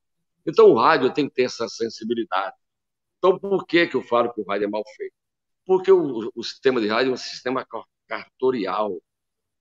O pai, lá atrás, foi candidato a prefeito e foi deputado estadual e federal. Ganhou uma concessão de rádio. A rádio aqui na cidade, vê a rádio. Aí ele já trazia verba do Banco do Brasil, das estatais, banco do não sei o quê, papapá. E só que depois da campanha política que tem na cidade, ele perde, ele abandona a rádio e dá para o filho. Aí o filho estuda na faculdade, aí o filho vai fazer o rádio para os seus coleguinhas da faculdade. Muda a programação, bota a música tal, que eu estou com meus colegas aqui. Então, isso, o rádio foi pecando muito com isso e deixou de ter como objetivo final o ouvinte, aquele que acompanha a sua tendência, a sua programação.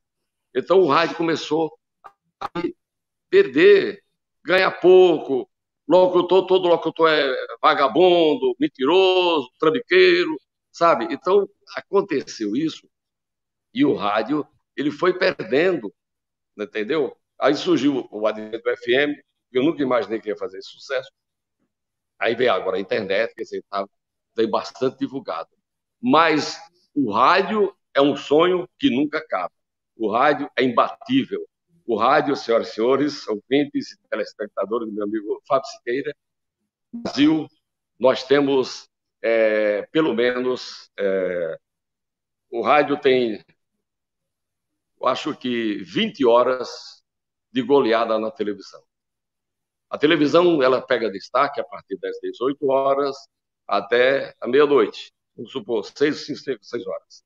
A partir da madrugada, o rádio entra, o rádio vai embora de manhã, quando chega esse horário de 10, 11 horas, para você ter uma ideia. Aqui, na Nativa, durante a madrugada, das 2 horas da madrugada, eu tenho ali em torno de 50 mil ouvintes por minuto. Quando eu acabo forró nas 6 da manhã, aí já estou beirando em 70, 80 mil. Quando é Isso em 10 São horas da Paulo? manhã, isso em São Paulo, só São Paulo. Quando chega 10 horas da manhã, a Nativa tem 400 mil ouvintes por minuto. Entendeu? Quer dizer, olha só essa diferença. Então, a gente tem que ter, você me falou o termo, tem que levar o ouvinte no colo. Porque o ouvinte, todo ouvinte de rádio, ele é carente. Eu adoro ouvir rádio. Senhoras e senhores do Rio Grande do Sul, eu adoro ouvir a Rádio Gaúcha de madrugada. Eu ouço os programas, conheço os locutores, os repórteres. A Rádio Guaíba, que foi a grande referência do rádio do Rio Grande do Sul, e agora ela só vai da meia-noite, acho que até as 5 da manhã é igreja. Então ela perdeu muito com isso.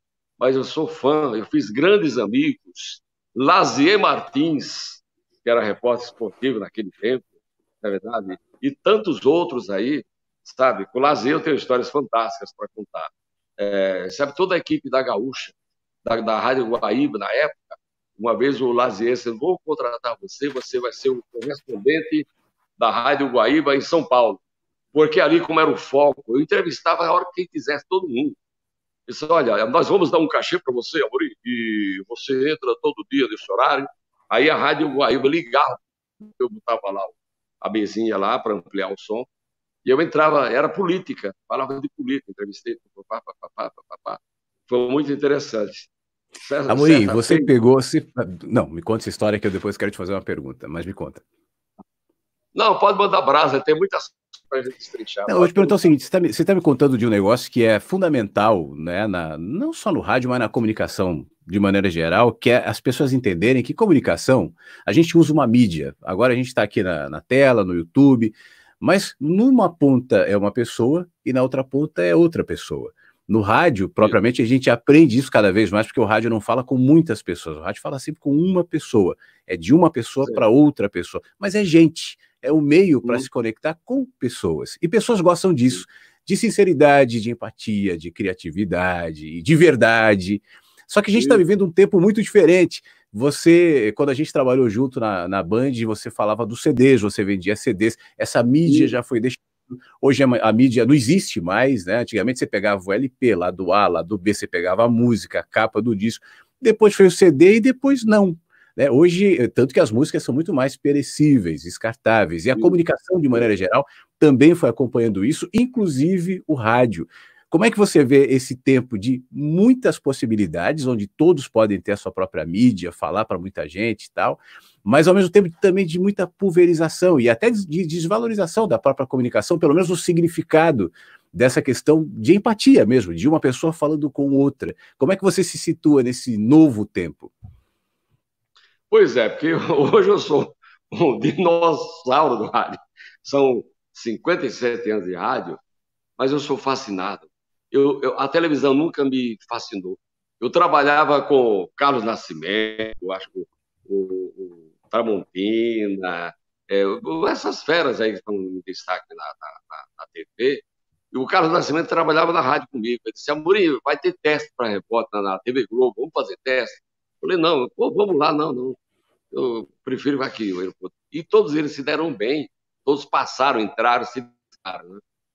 E continuar no rádio. E até hoje, porque eu sou um nordestino, mariano, sou do dia 10 de abril de 49, mas eu sou chato, eu sou sistemático, eu estudo as coisas.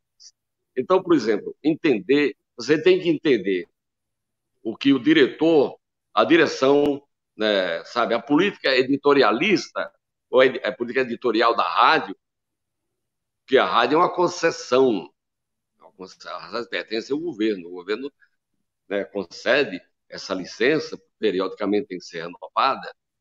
Então você não pode ser uma vaca braba.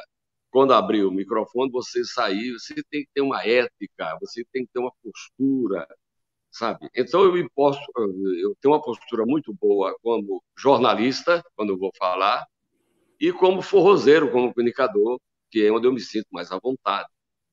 Mas veja bem, o ouvinte de rádio, de uma forma geral, ele é muito carente.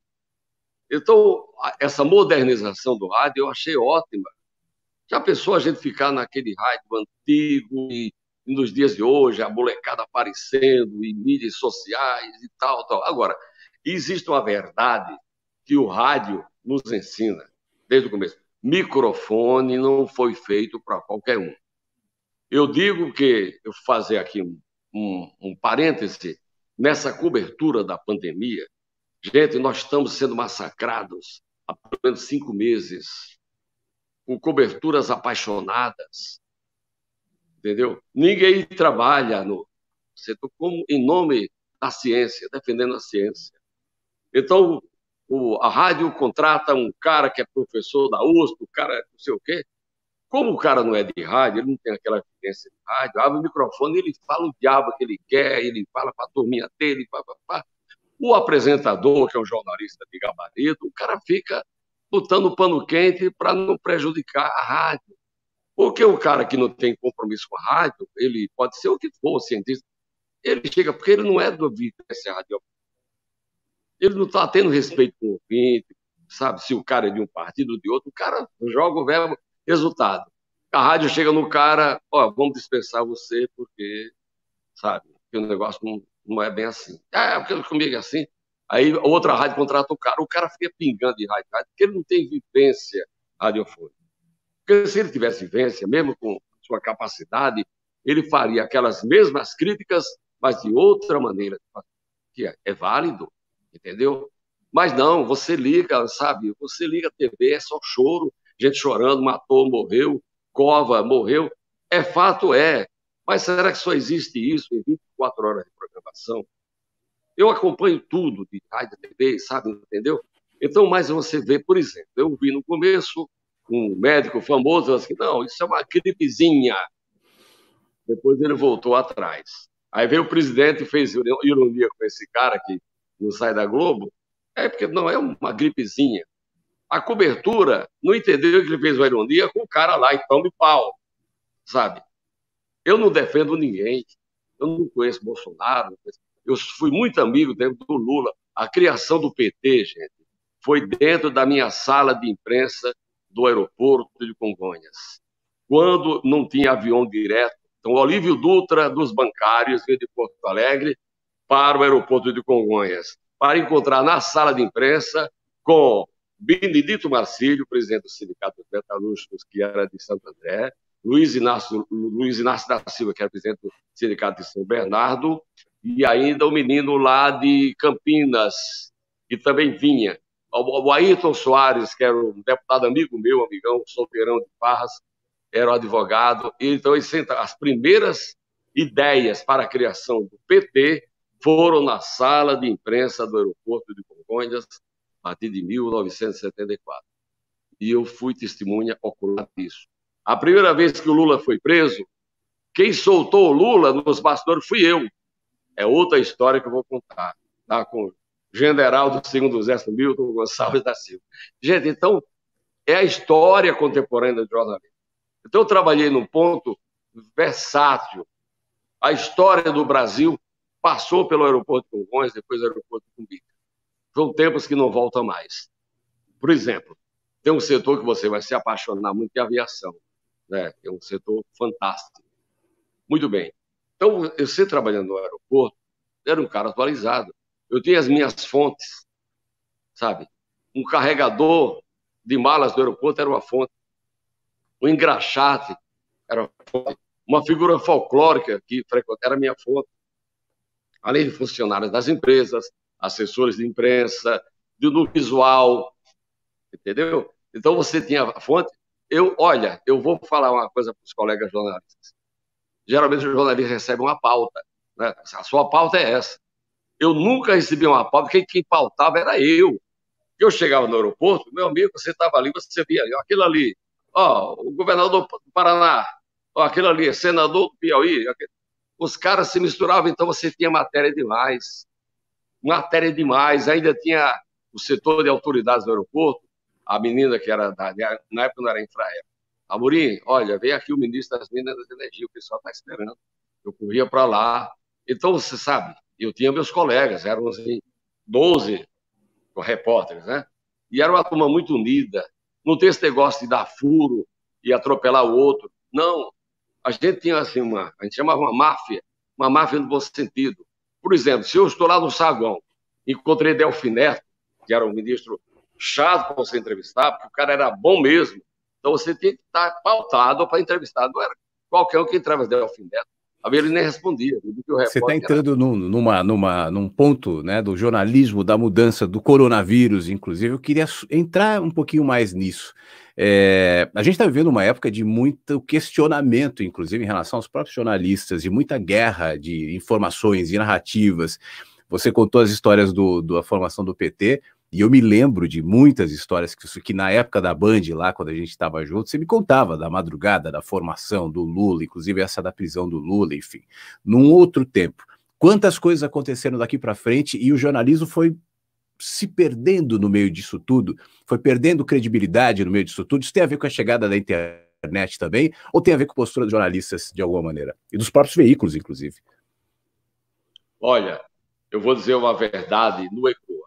Tudo que acontece, quem comanda é o mercado. O segredo das coisas é mercado. Vou dar o exemplo mais notório. Houve aquelas duas tragédias com a Vale do Rio Doce, Minas Gerais. Duas empresas que romperam, né, e mataram muita gente. Foi Mariana e aquela outra, um pouco mais recente. Muito bem. Então, a princípio, assim, ó, tem que acabar com a Vale. A Vale tem que fechar, a Vale... Eu falei, não acaba, não. Jamais. Pode estourar 10 represas em Minas Gerais, matar 1 milhão de pessoas, a Vale vai continuar. Por quê? Porque ela é a salvação de Minas Gerais e do Brasil. O mercado é uma commodity, é um produto que é exportado, que está ali, para com petróleo, com soja, com trigo, entendeu? Com outros produtos.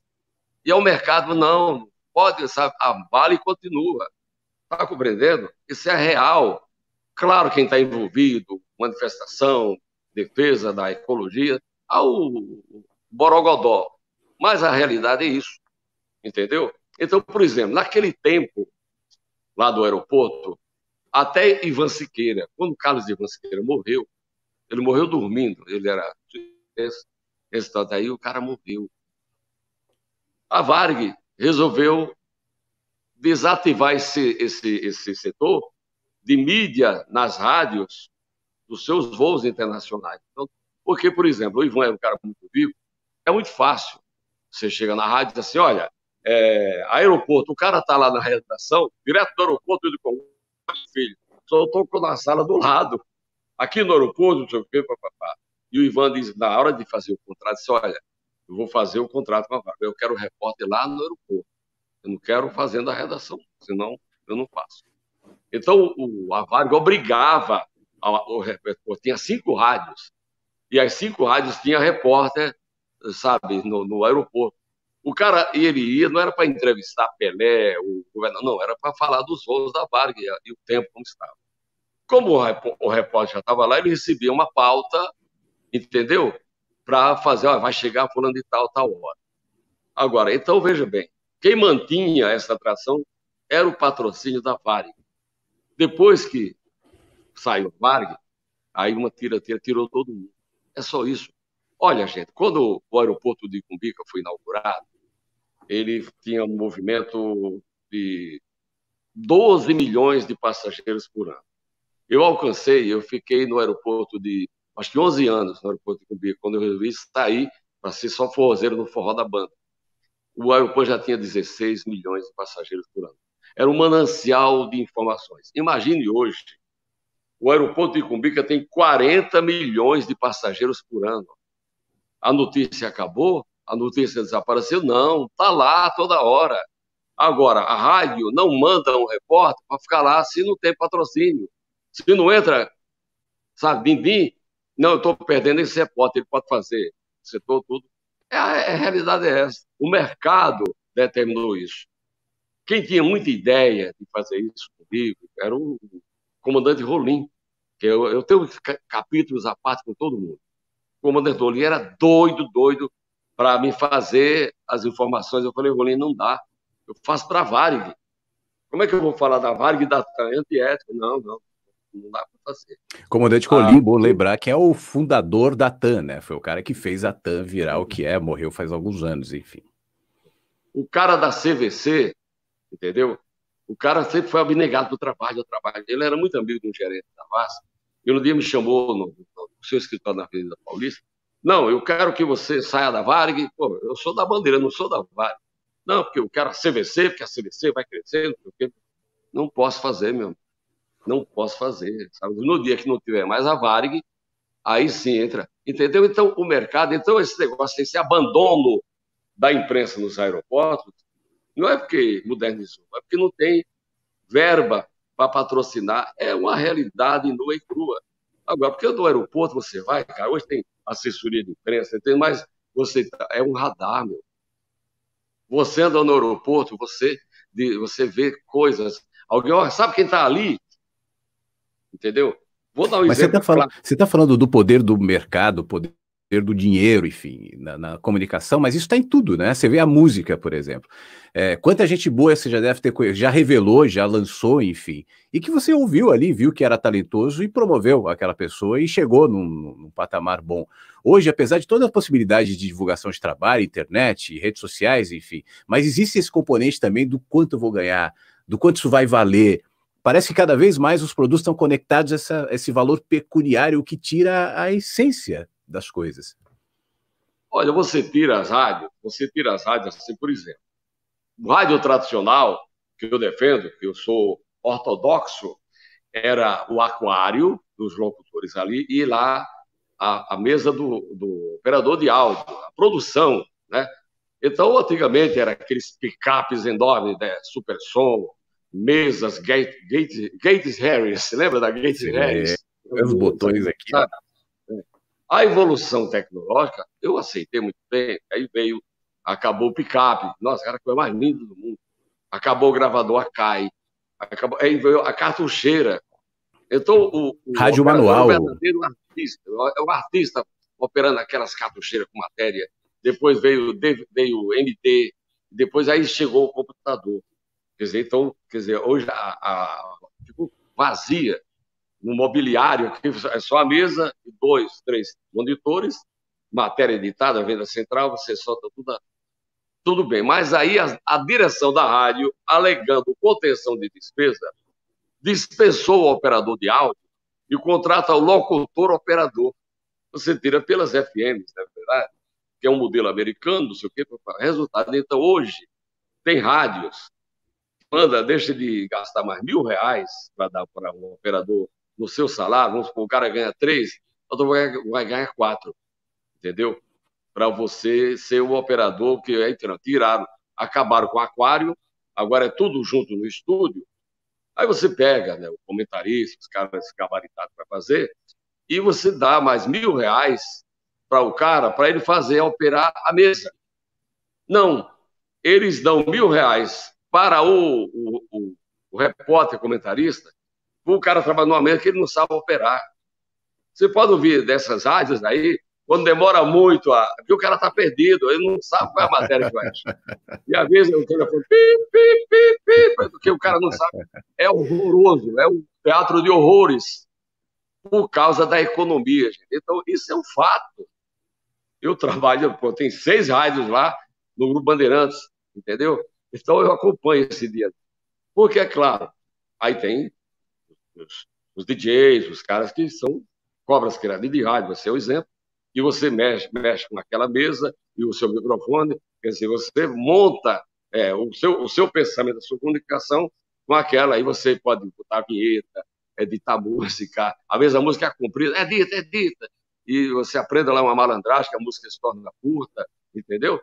Então, agora, o teor rádio, ele é fantástico, gente, sabe? O rádio, ele é vitorioso, ele é uma coisa maravilhosa. Tem uma pesquisa de um professor da Universidade Federal de Santa Catarina sobre rádio. Então, o rádio é imorredor, ele é imortal. A comunicação, esse meio de comunicação, os avanços tecnológicos, você pega, por exemplo, São Paulo, o que me entristece é que a rádio AM teve em muitas cidades a migração para FM, que eu achei super bacana. Então, aquele rádio Por que o rádio passou para o... Porque o cara tinha um transmissor 200 quilos de potência, né? O locutor 200 quilos de potência. Meu amigo, aquilo por mês de energia elétrica era despesa. Uma válvula que queimava no transmissor da rádio, uma nota, antena, quer dizer, é uma despesa muito grande que o mundo começou a mostrar isso, que você que vai com FM, você não tem tudo isso. Você vê, eu fiquei magoado quando acabou a Rádio Globo, lá no Rio, Uhum, que foi um uhum. rádio, que foi um modelo de rádio para todo o Brasil. Eles pararam a programação, já derrubaram o transmissor. O Roberto Marinho está virando na cova até hoje. Foi ele que criou. É. Você acha que a Rádio Globo não tinha condições de manter a Rádio Globo? De repente, a Rádio Tupi do Rio. Eu sou um cara, olha, à noite eu gosto de ouvir. Aí eu não ouço mais a Rádio Globo, você tem que ir para lá, a internet, Rádio Tupi, sabe? Pega muitas rádios aí que eu pegava, não pego mais. Ainda bem que eu pego a Rádio Nacional de Brasília, a Rádio Nacional do Rio, a Rádio Gaúcha, a Rádio Bandeirantes. Tem dia que pego bem bacana, que eu E acho você não muito ouve pela legal. internet, você pega pelo rádio mesmo, não ouve pela AM, eu internet. gosto de...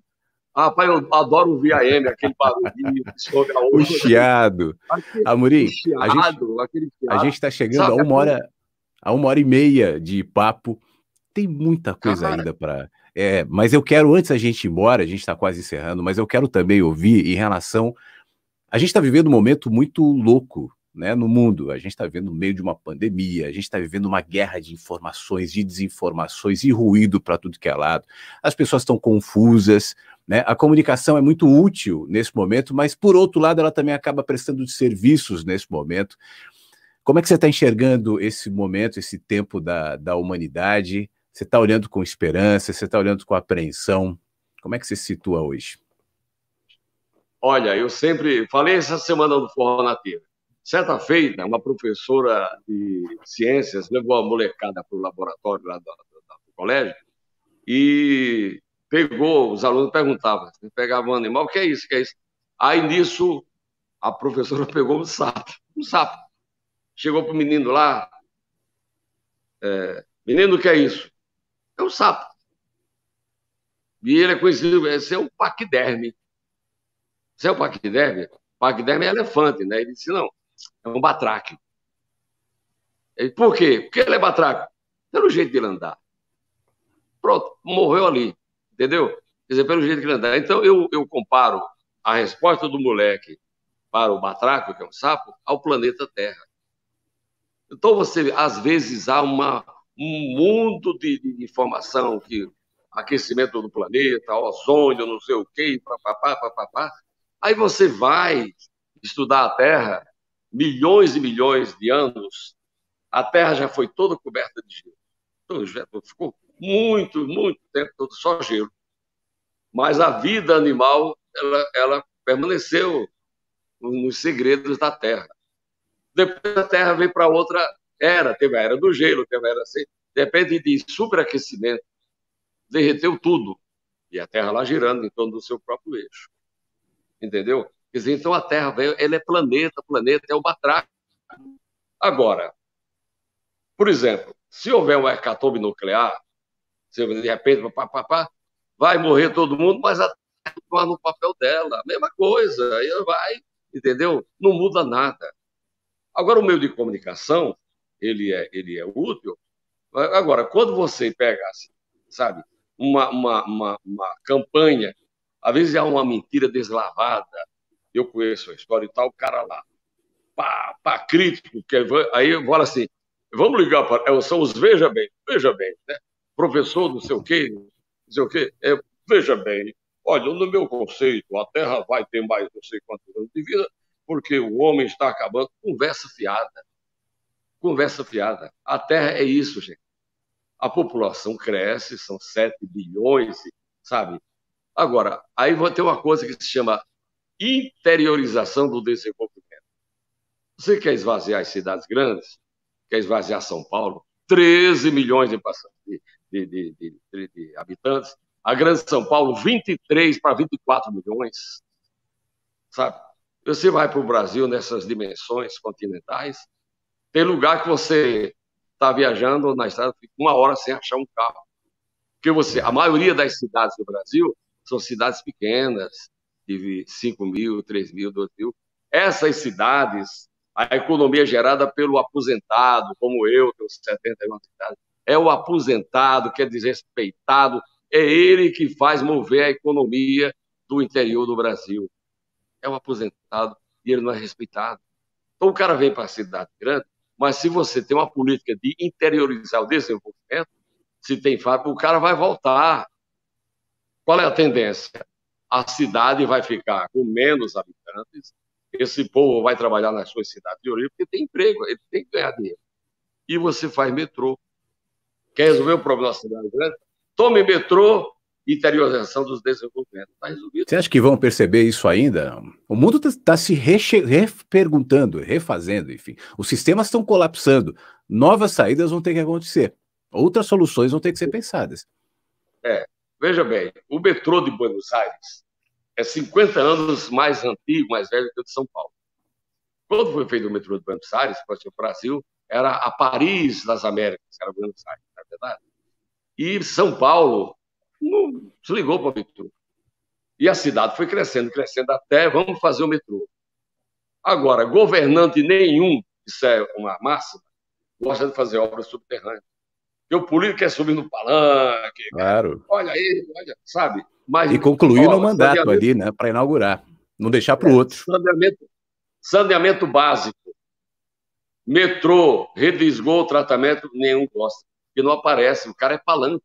Aqui em São Paulo, na época do Jânio Quadros, ele queria fazer um túnel, sabe esse túnel, para ligar um bairro ao outro, para evitar congestionamento, Faria Lima, tudo. Então já era uma coisa que... Aí entrou a Erundina. Ela mandou enterrar. Ela gastou muito mais se terminar essa obra para enterrar aquilo. Aí entra outro prefeito, aí vai desenterrar a mesma obra. Gente do céu, olha, o Brasil precisa de passar limpo. Por exemplo, quanto se gastou para fazer isso? Muitas obras no Brasil são feitas 2 ou 3 vezes. No aeroporto de Congonhas, quando começou, aí veio a Infraero, que assumiu os aeroportos. Então, muitas obras no aeroporto de Congonhas eram feitas 2, 3 vezes. Entendeu? Teve uma vez no aeroporto de Congonhas, vamos fazer um berçário. E aí eu fui reclamar que a nossa sala de imprensa era muito pequena. Então, o novo diretor da Infraero em Congonhas, olha, vamos fazer aqui vai ter um berçário e em cima fazer uma sala, fez uma sala de imprensa enorme, enorme. Meus amigos aí da Rádio Guaúcha, da Rádio Guaíba, foram muito lá fazer matéria do Inter, do Grêmio, que viajava, lá dessa sala de imprensa. A sala boa, você via todo o pátio do aeroporto, e embaixo era um berçário. Aí um dia veio uma comissão de Brasília da Infraero para ver o berçário, como vai ter um berçário. Quando entraram lá, tinha uma loja de bebês, de sapato, tudo. Ué, cadê o berçário? Era lá no fundo. Porque um coronel, que era o cara das obras, ele fez a loja para a filha dele. Bom, a gente está vendo agora desvio de dinheiro em época de pandemia, né? Com respiradores e, enfim, certamente isso vai aparecer muito mais ainda, mas já tem governador sendo ameaçado, processado, gente sendo presa. Então, a corrupção no Brasil é um negócio bichinho, tem um bichinho, um ratinho que faz cosca, sabe? Porque, meu amigo, você pega Brasília, se você pegar a presidência da República, o Ministério da Economia, a quantidade de dinheiro que chega ali por causa dos impostos é dinheiro, dinheiro, dinheiro, dinheiro demais. Aquilo que é para redistribuir, é imposto de renda, entendeu? Mas tem umas histórias que eu vou contar, que tinha um carro de uma central sindical, que durante muitos anos ele saía toda segunda-feira para São Paulo, carregado de dinheiro vivo, para acalmar a equipe, as pessoas adeptas. Eles nunca pegaram um avião. Por quê? Eles têm medo do avião cair ou ter uma ação. Então, vinha um carro todo semana, era um carro diferente. Do sindicato. Sabe? Para uma central e para vários sindicatos. Sim, então, sim. Meu amigo, então você tem que pegar o Brasil, você pensar, sabe? Não tem ninguém. Quer dizer, um presidente da República, ele não governa sem o Congresso, sem o poder legislativo. Ele tem que, se ele quiser, ele não governa. Não governa. Ele precisa ver. Por exemplo, nessa crise toda de executivo, judiciário, tudo, está faltando quem? Está faltando o bombeiro. Então, o governo não tem um bombeiro. E se você for achar um bombeiro, você pegar Renan Calheiros para ser o bombeiro, O ele governo apaga tem mais incêndio, mas incendiário que bombeiro, né? É mais incêndio do que. É muito incendiário para pouco bombeiro, né? porque eles se conhecem, são bastidores. Brasília, estava falando assim, Brasília é uma cidade fascinante, porque quando o Fernando Henrique foi eleito, 4 anos, era tão bom aquilo, que fez uma emenda lá que Para prorrogaram para mais 8, 4. É. na é verdade. E quem sucedeu foi o Lula, não, 4 anos, 4 anos, porque não, meu amigo, o cara puder, ele fica 30, porque aquilo é bom demais. É Ninguém o quer poder, sair, a né? sede do poder. Na verdade, é o Ninguém quer abrir poder, mão. o poder. Então, sabe, olha, cara, eu antes de encerrar, quero dar uma dica. Nós não falamos de aviação. Não pode marcar o dia, vamos falar de aviação, de aviation. Vamos. Você Olha, sabe que eu no conversei dia com que o você... Panda, uma das últimas lives, a penúltima live, o Gilberto, o Panda, o Gianfranco Betting, filho do Joemir Betting, e também era para falar de aviação. Ele é fanático por aviação, diretor de uma companhia aérea nos Estados Unidos, fundou a Azul aqui no Brasil, mas a gente falou sobre tanta coisa, menos avião. Então a gente tem que combinar uma outra para falar de avião também. Ó, tem um cara aí, ele é meu pupilo, eu sou o guru dele. Ele é de São Paulo, entendeu? Mas ele mora no Rio Grande do Sul. Ele mora ali pertinho na Serra Gaúcha, uma cidade pequenininha, deve ter 3 mil habitantes no máximo. Perto ali de Canela, Gramado, aquela região.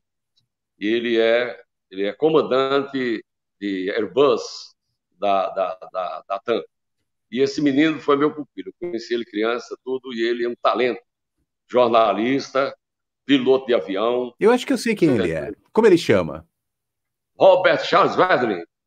Ele tem um canal de aviação no YouTube, não tem? Eu acho que eu sei quem é. Trabalhou, acho que na PAN, fazendo escuta ou como repórter. Eu acho que eu sei quem ele é. Também ele tem a ETA, tudo.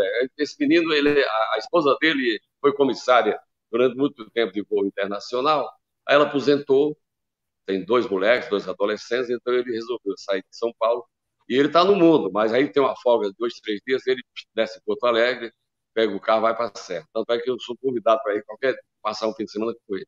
E esse cara é fera. E me avisa, hein? Quando vier para cá, me avisa. Não, vou dar o contato dele. Você pode falar, não, e você, não, mas quando você vier, me avisa, para a gente se encontrar. A gente vai.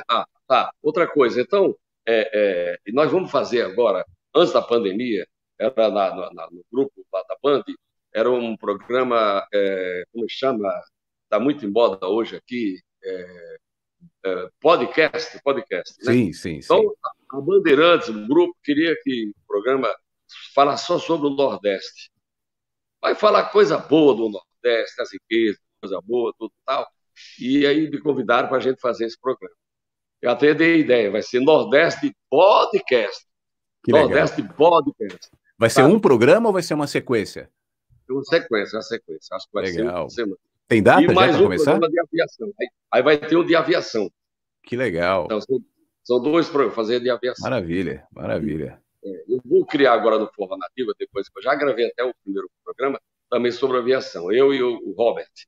Porque tem histórias fantásticas. E tem uma coisa, olha, Fábio, você pega o povão, você menospreza o povão, aí é onde eu entro com entender as carências dos ouvintes. Você pega o cara que trabalha de madrugada, vigia, porteiro, metalúrgico, tudo, sabe? Se eu falo assim, olha, você sabe por que o avião tem 2 curvinhas na ponta das asas?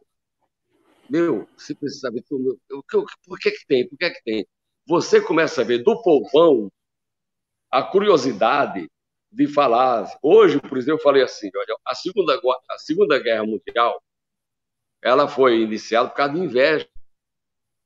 Porque a inveja mata. Tem um forró que a inveja mata. Porque quando terminou a Primeira Guerra Mundial, em 1909, eles apressaram o fim da guerra porque a gripe espanhola estava matando tudo. A gripe espanhola, em 12 meses, matou 100 milhões de pessoas. E morria cara da batalha, mas morria mais da gripe espanhola. E o cara, quando pegava a gripe espanhola, ele começava a botar sangue pelo nariz. E tossir, dor de cabeça, tudo, diarreia, tal, febre. Aí depois começava a botar sangue pela boca. Depois ele botava sangue pelos ouvidos. Aí começava a ficar azul. Toda pessoa que foi atingida pela gripe espanhola morreu azul. Se o cara era japonês, morria azul. Se o cara era inglês, brasileiro, africano, morria azul. Era rápido. Então, como você vai manter uma guerra quando os soldados estão morrendo só caindo? Então, acabou a guerra. Mas os alemães ficaram cismados, não ficaram satisfeitos, porque eles viram muitas vantagens para os americanos e ingleses, principalmente. Então, ficou aquela cena da inveja. Então, foi essa inveja que, em 1939, fez que aparecesse, entendeu? E eu falo isso para o povão, eu falo numa linguagem simples, sabe? Falar assim, nossa, ele sempre fala, eu quero conta. Você notou? Então, você leva informação para o cidadão simples, de uma maneira prática, que ele vai ter, sabe? Às vezes está esquecido assim, no assunto que não se fala mais, aí eu vou buscar aquele assunto, e o forró como é no centro. Vou ouvir banda tal, Luiz Gonzaga, não sei o quê, mas sempre aquelas, sabe? Então, eu falei assim...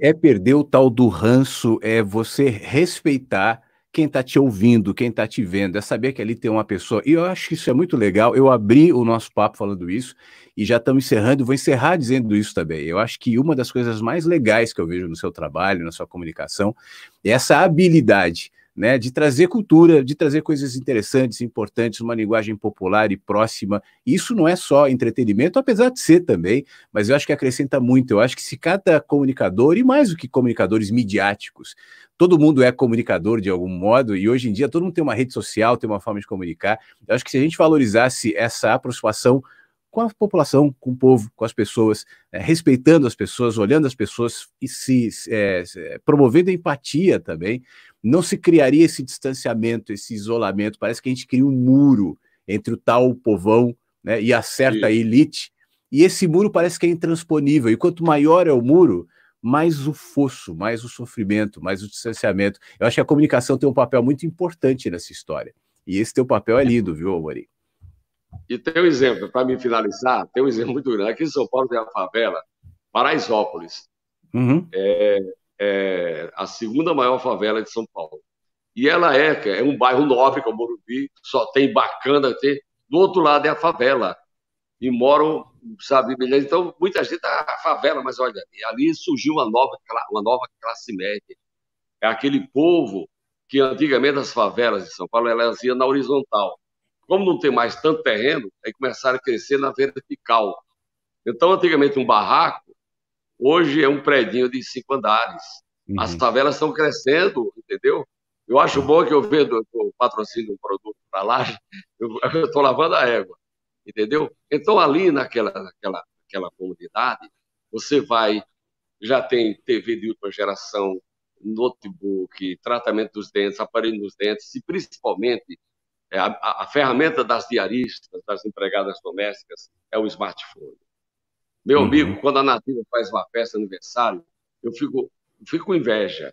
Eu sou ruim para mexer com o celular, com o teclado. Rapaz, aquelas mulheres com aquelas unhas enormes, na hora, em grupos, então isso é ótimo. É que a nossa matéria da rádio, ela tá sendo exportada. Olha, ô Siqueira, a mesma emoção que eu sentia quando comecei no rádio, a reação do ouvinte até hoje, 57 anos, é a mesma. Seu Mano Velho, Mano Velho, meu pai, não sei o quê, eu começo a chorar, meu pai me ouvia na fazenda. Há quanto tempo atrás?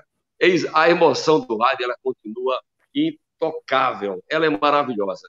Então, a gente tem que ter mais empenho, ter mais inteligência, mais capacidade. Tudo se chama criatividade. Seja criativo, leia muito, sabe? Seja articulado, não faça linguagem chula, sabe? Não, o povo é carente disso de você fazer, porque, sabe? Porque separado quando pergunta e por que é junto quando é resposta. O povo quer saber disso, mano. É fantástico essa vida, cara. Ô, Amorim, que coisa boa, viu? Muito bom te ouvir. A gente está quase 2 horas aqui, 1h40, 1h50 minutos agora, de muita lição, de muita inspiração, uma grande aula. Eu ficaria aqui mais 2 horas te ouvindo. Então a gente vai ter que combinar mais um papo. Vamos combinar, de verdade, para a gente falar de aviação e tantas histórias que ficaram nas entrelinhas aqui que a gente poderia também viajar. Eu sei que tem muitas histórias desses quase 60 anos, quase, né, de profissão, 54, né? 54 anos de profissão. E 7? 57. Quase 60 anos de profissão. 63, são dinossauros. Amanhã de manhã você está no ar, né? Vai dormir já já. Que hora você entra no ar? Olha, eu estou na minha chácara aqui, que eu estou de quarentena, sabe? Então eu estou morrendo de saudade, vai um mês que eu não vou. Então o Mano Novo, meu irmão Expedito, ele tem 60 anos, ele vai para o estúdio. Ele está lá, e eu tenho aqui um equipamento chamado Codec, e aí eu entro no ar, às 2 horas a gente fica interagindo, entendeu? Então, daqui a pouco eu tomo uma sopa, que é meu irmão, uma sopa maravilhosa, quente, com pão, entendeu? Aí escova os dentes, e aí começa das 2 até as 6. Comunicando tudo, sabe? Cada ambiente que você olha assim, passa batido. Um banheiro de uma casa, cara, que é um banheiro. É o lugar mais sagrado de uma residência, é o banheiro. Né? No banheiro, porque o banheiro tem que estar limpo, cheiroso, né? E você vai ler jornal, você senta na privada, você vê presta atenção no jornal. Você vai ver as mensagens, o marido tem que mandar um zap escondidinho no banheiro. Mas a mulher também tem seu segredo. O moleque, não é verdade? Eu estou analisando o banheiro, Siqueira. Olha, na iniciativa privada, o Pinico é uma pequena empresa.